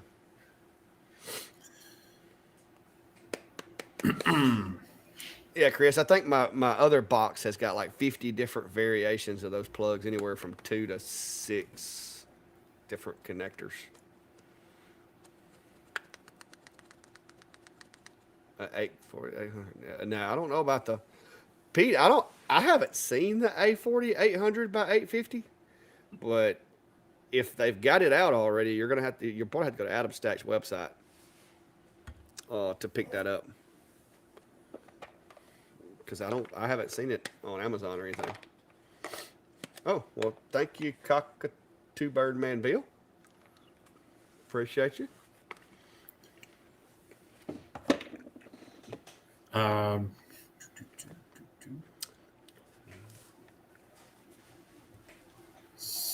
David was asking if there's a 120 volt VAC. I assume they're talking about the relay. And there are various relays you can get. For the longest time during COVID, they were very much out of stock. But this one, ouch. Go ahead. I'm trying to get this thing open. I don't know that I have it out here. There's one that I found that it has standard plugs on it, but it has the wiring that you can tap in. Yeah, kind of like that. To where it'll control an outlet, which is nice on the CNC machine, is that you can then tell it to turn on your dust collection, turn it off, like with the spindlers, things like that. Yeah, the one that I have, I can't take the cover off of it. I've got it actually in a receptacle box. But I have one on my CNC that it's basically the same as this one. It's just a lot heavier duty, because this one's not made to pull the kind of amperage that, say, a CNC spindle would. But this one's made for like your fans and like any kind of small. I don't forgot what this one's rated at, and I don't have my little reading glasses with me. But this is a Niji 120 relay. And like I said, you can actually use this with the Niji. It will actually turn the fan on for you, or lights, or whatever. And you just have to wire these terminal blocks. You have an input and an output, and you have to wire them in. But they do, and I have them on my Amazon. If you go to my Amazon shop under my CNC stuff, I think there's links to the relays that I use for the DC switch that turns on my router. You could use that on like air, ventilation, or anything else as well. And then I have another relay that I use on my dust collection, so that when I turn it on, it all comes on. So. So I'll put this out there. This is one that I have used a couple times, and I believe it's up to a 15 amp. It has the pins on it, and then I think there's a pass-through, and then one controllable, one or two controllable 120 volt AC outlets on it. So fairly inexpensive, and then you just tap in your leads to your control board.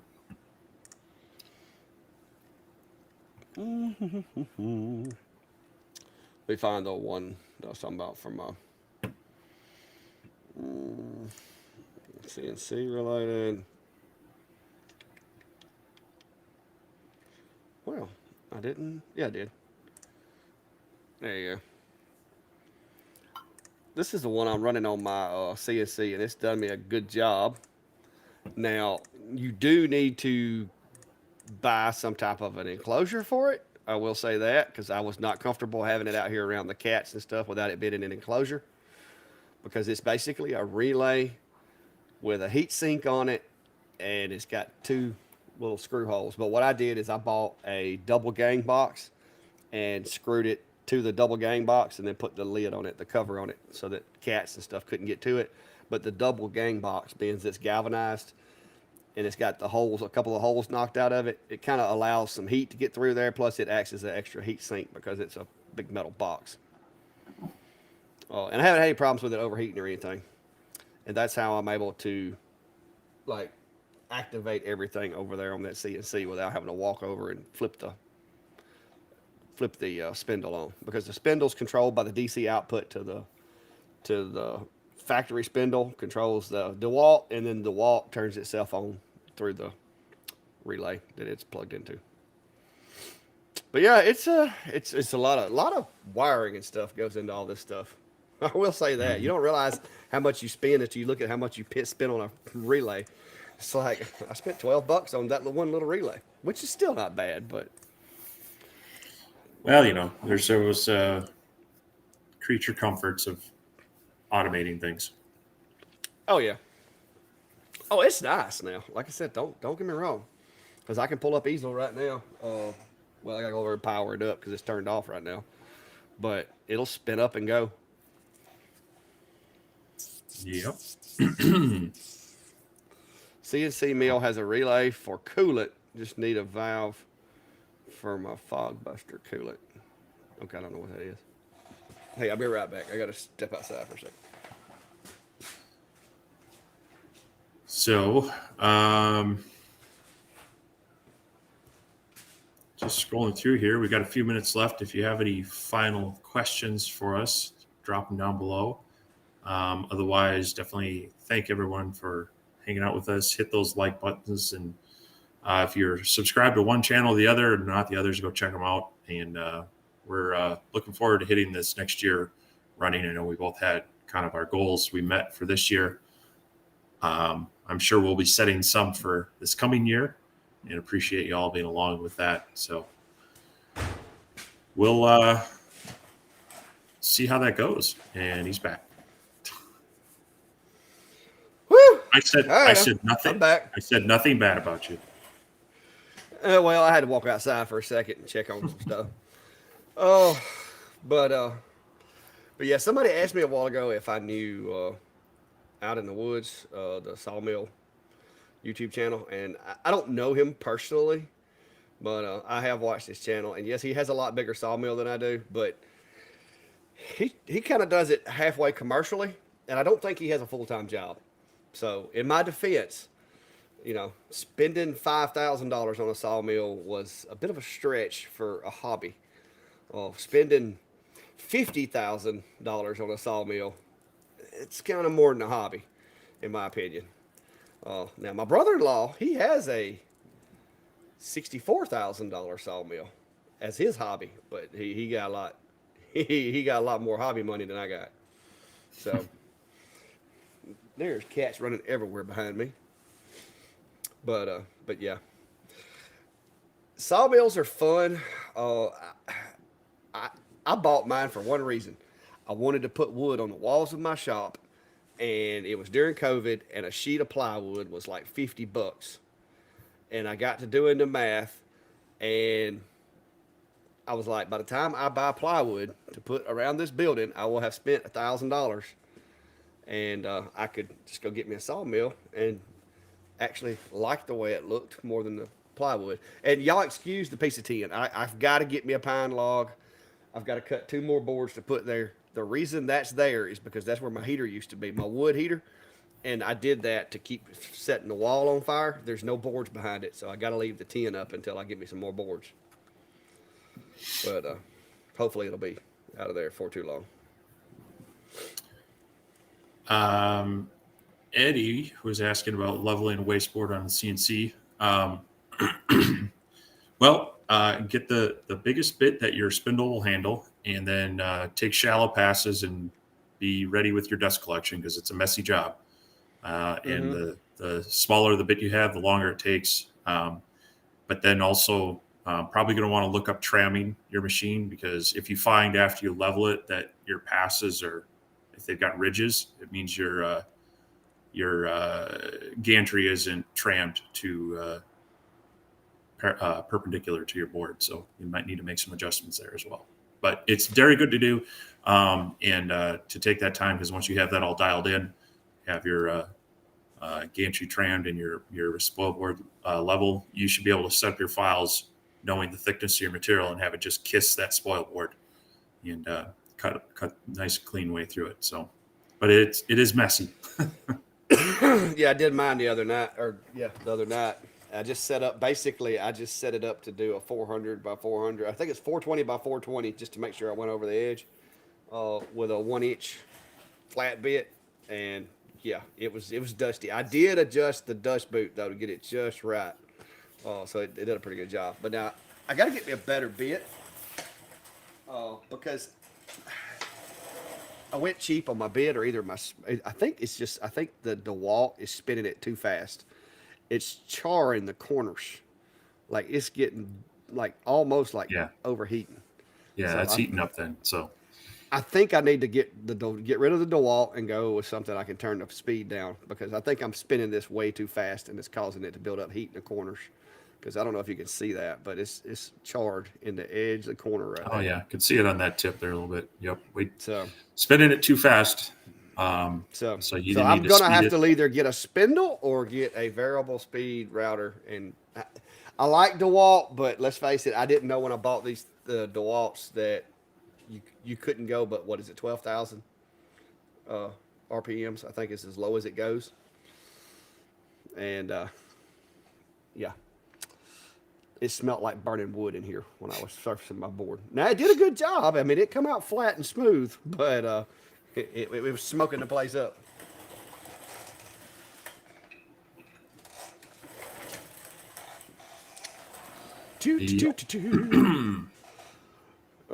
Yeah, Brian agrees it's too fast. That's what I figured. It was just spinning so fast, it's causing problems. That's what it looked like. That, and it was making dust instead of chips. Yeah, I was a little afraid, Brian, to go much faster. The 4040s, you have to go kind of slow because it's got a little flex in it, more so than the 3030 or the 6050.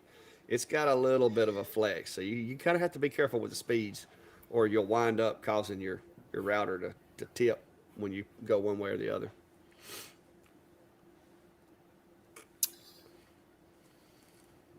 Yeah, MDF, it's hard to not make dust with that. It doesn't chip as nicely as solid wood. Mm-mm. So. Nope. All right, it is a hour and 58 minutes into the live. If you hadn't already, guys, hit the like, follow, subscribe, share, all those good buttons. And if y'all have any ideas, and I think I speak for Steve as well, if y'all have any ideas for content or things that you want to know about, feel free to drop a message to me or email me or drop it in the laser community page or whatever, because sometimes y'all ask questions and it's like, oh, that'd be a good video. So, other than us just always showing you the cool stuff that we make or showing you the latest and greatest machines, sometimes it would be cool. A lot of people asking about the air assist, how I'm hooking them up, what to look for, that kind of thing. I had 2 people message me today, and I think one of them's in here, asking me about output voltages and how to use a relay to do shop air and that type of thing. So when y'all ask those questions, that kind of gives us, gives me an idea, okay, that might be something that folks want to see. Now, it might not be the most watched video, but for the guy that's trying to hook up his shop air to his machine and don't understand it, it would be very valuable. Because I'm not necessarily always about, getting the most views necessarily. I want to be able to help people. Now, it's nice when they do get a lot of views, but I like to kind of mix it up. So if y'all have questions like that, feel free to send them to me because it does help inspire, the next week or so's videos. Because like right now, I've got two, three, got about four different air assist setups going on in this shop, which I'm only using. The X tool has its own pump, and I'm not messing with that because that's where a lot of people talk about X tool and some of these machines versus the Atom stacks and the longers. If you like tweaking with things and messing with them, X tool is not your go-to because everything's proprietary. The way it's put together, it won't work the way that you want it to. So if you're not somebody that likes to mess with the machines, then X tool is great. But the Atom stacks, the Nijis, the longers, all of those machines, there's so much that you can do to them to sometimes improve them or work them into your enclosures and make them a little bit better. But then you got other ones like this guy really doesn't. It doesn't need a whole lot. I mean, everything on it works pretty well. The automatic air assist I could add to it because it does have an output coming out of the back of it that I could run to a relay. But the little pump that it's got works pretty well, so I haven't fooled with that yet. Yeah, I often liken X tool to Apple, and it works. It does a good job. They give you everything you kind of need to make it work, but they're not going to let you change it.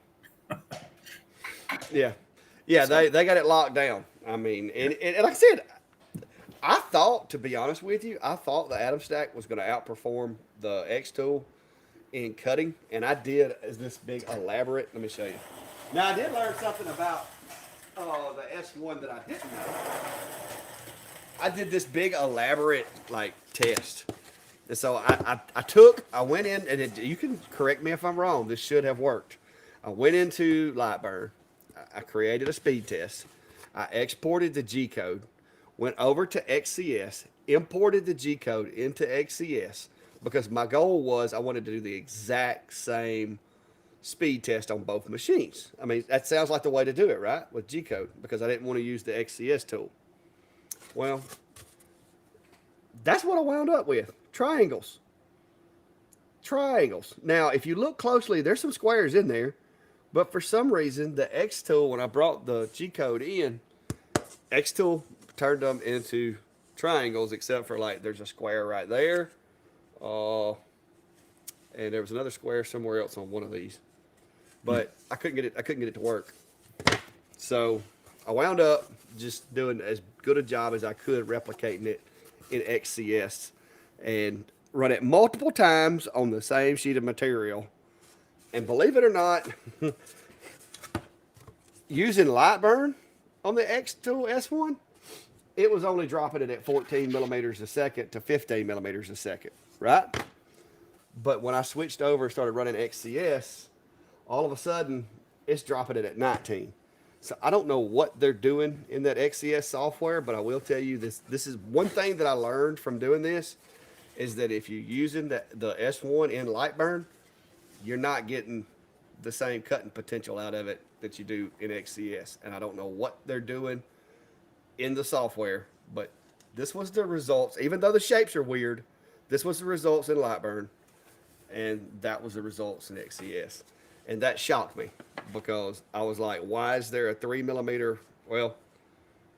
millimeters a second difference in the cutting ability from Lightburn to XCS? And I haven't answered that question yet. That's going to be a video for another day. But I have started doing the testing with the 240 watts head to head. And so just thought that was interesting that running Lightburn, I got less results. And I checked my S value. It ain't the S value. So here's one. We can answer one more before closing it out. But ETLC is asking what CNC router is the best to first buy for average size job. I guess it's going to depend on what you consider an average size job. But if you're dipping your toe into a CNC router, I caution people away from the real cheap desktop engravers that you see. But it's also, you can very quickly escalate into a very large, very expensive machine. I don't have personal experience with it, but Clack's been using it. That 4040 from Genmitsu seems to bridge that gap pretty well. It's about a $600 machine with the stock spindle. It's got about the same working area as your typical diode laser, and is powerful enough to do some decent work, and help you kind of learn the basics of CNCs without breaking the bank. So, that's right now. Now, I don't have personal experience with that one myself. I've got their 6050, which is a little bit different. And then I've got my larger machine, but I've dealt with a number of different CNC machines. So that one is about the smallest, cheapest one I would probably recommend people look at. And if you don't need a very big work area, like this one, you can do on the 3030 Pro Ver. And I'm gonna be honest with you, the 3030, I didn't use it as much because I was kind of stuck on my 4040 because of the work area. But that 3030 that Klein took out of here a while ago, like for something like this, it'll stroke it out. Like we did a plaque, we did the same flag design with that 3030, and engraved Klein's logo on there, which is what I showed y'all earlier. And it really, seriously, only took like 30 minutes. Now, it was on pine, and I did, play with the speeds and stuff. But so you could do something, this size. And then this is all laser engraved here. This is a laser engraved little inset piece of black walnut I did. But yeah, it's, I like the little small machines. I need a larger work area.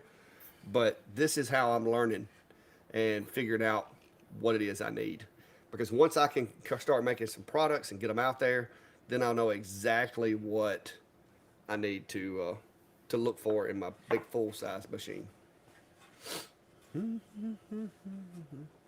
Yeah, Chris, I'm not sure what they're doing on the back end of the software, but yeah, they're doing something. I did find that out. They're doing something on the back side of their software.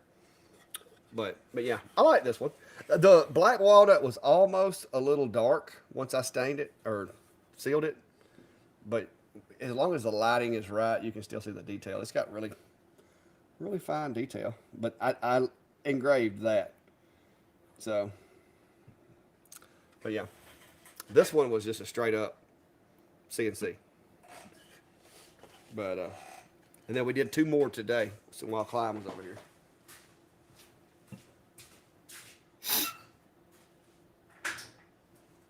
Just so you know, Steve.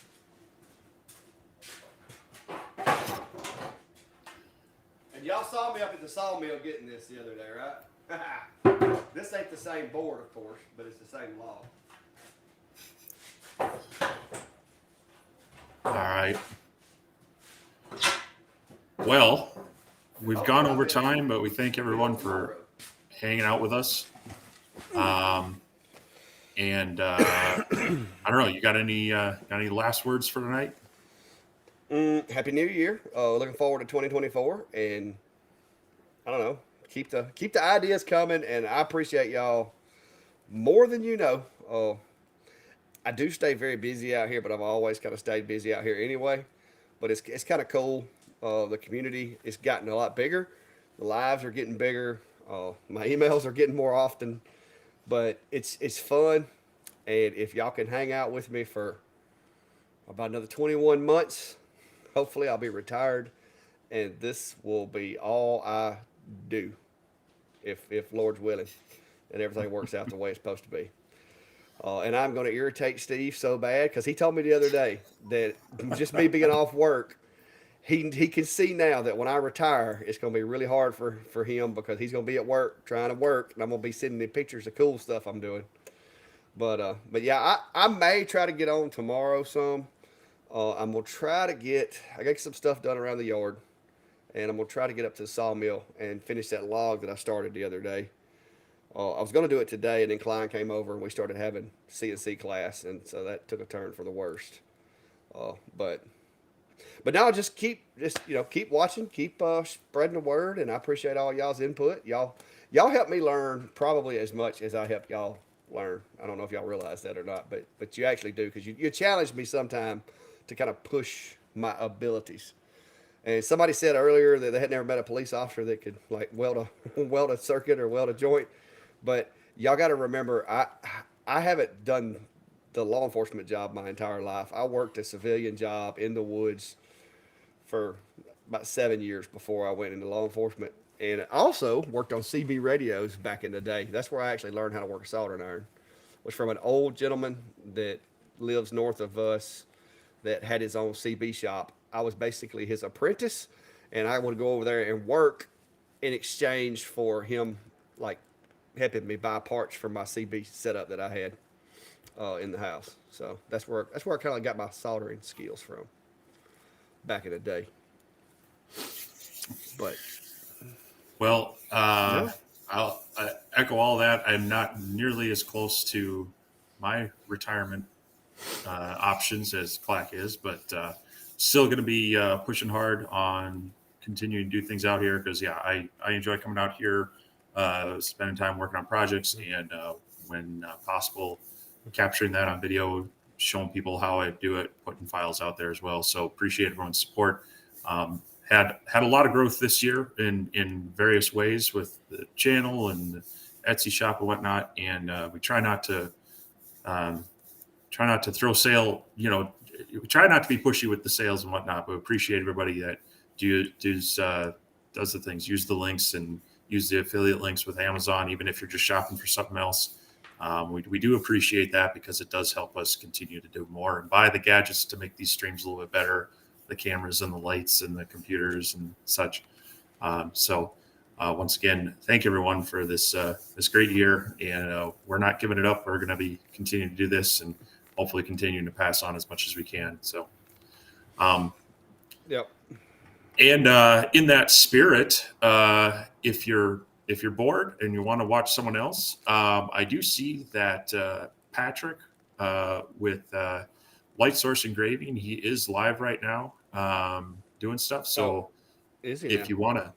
you want to continue hanging out with talking lasers with people, I'm going to drop a link in my channel, and I'll put it out in the main one for Clack as well.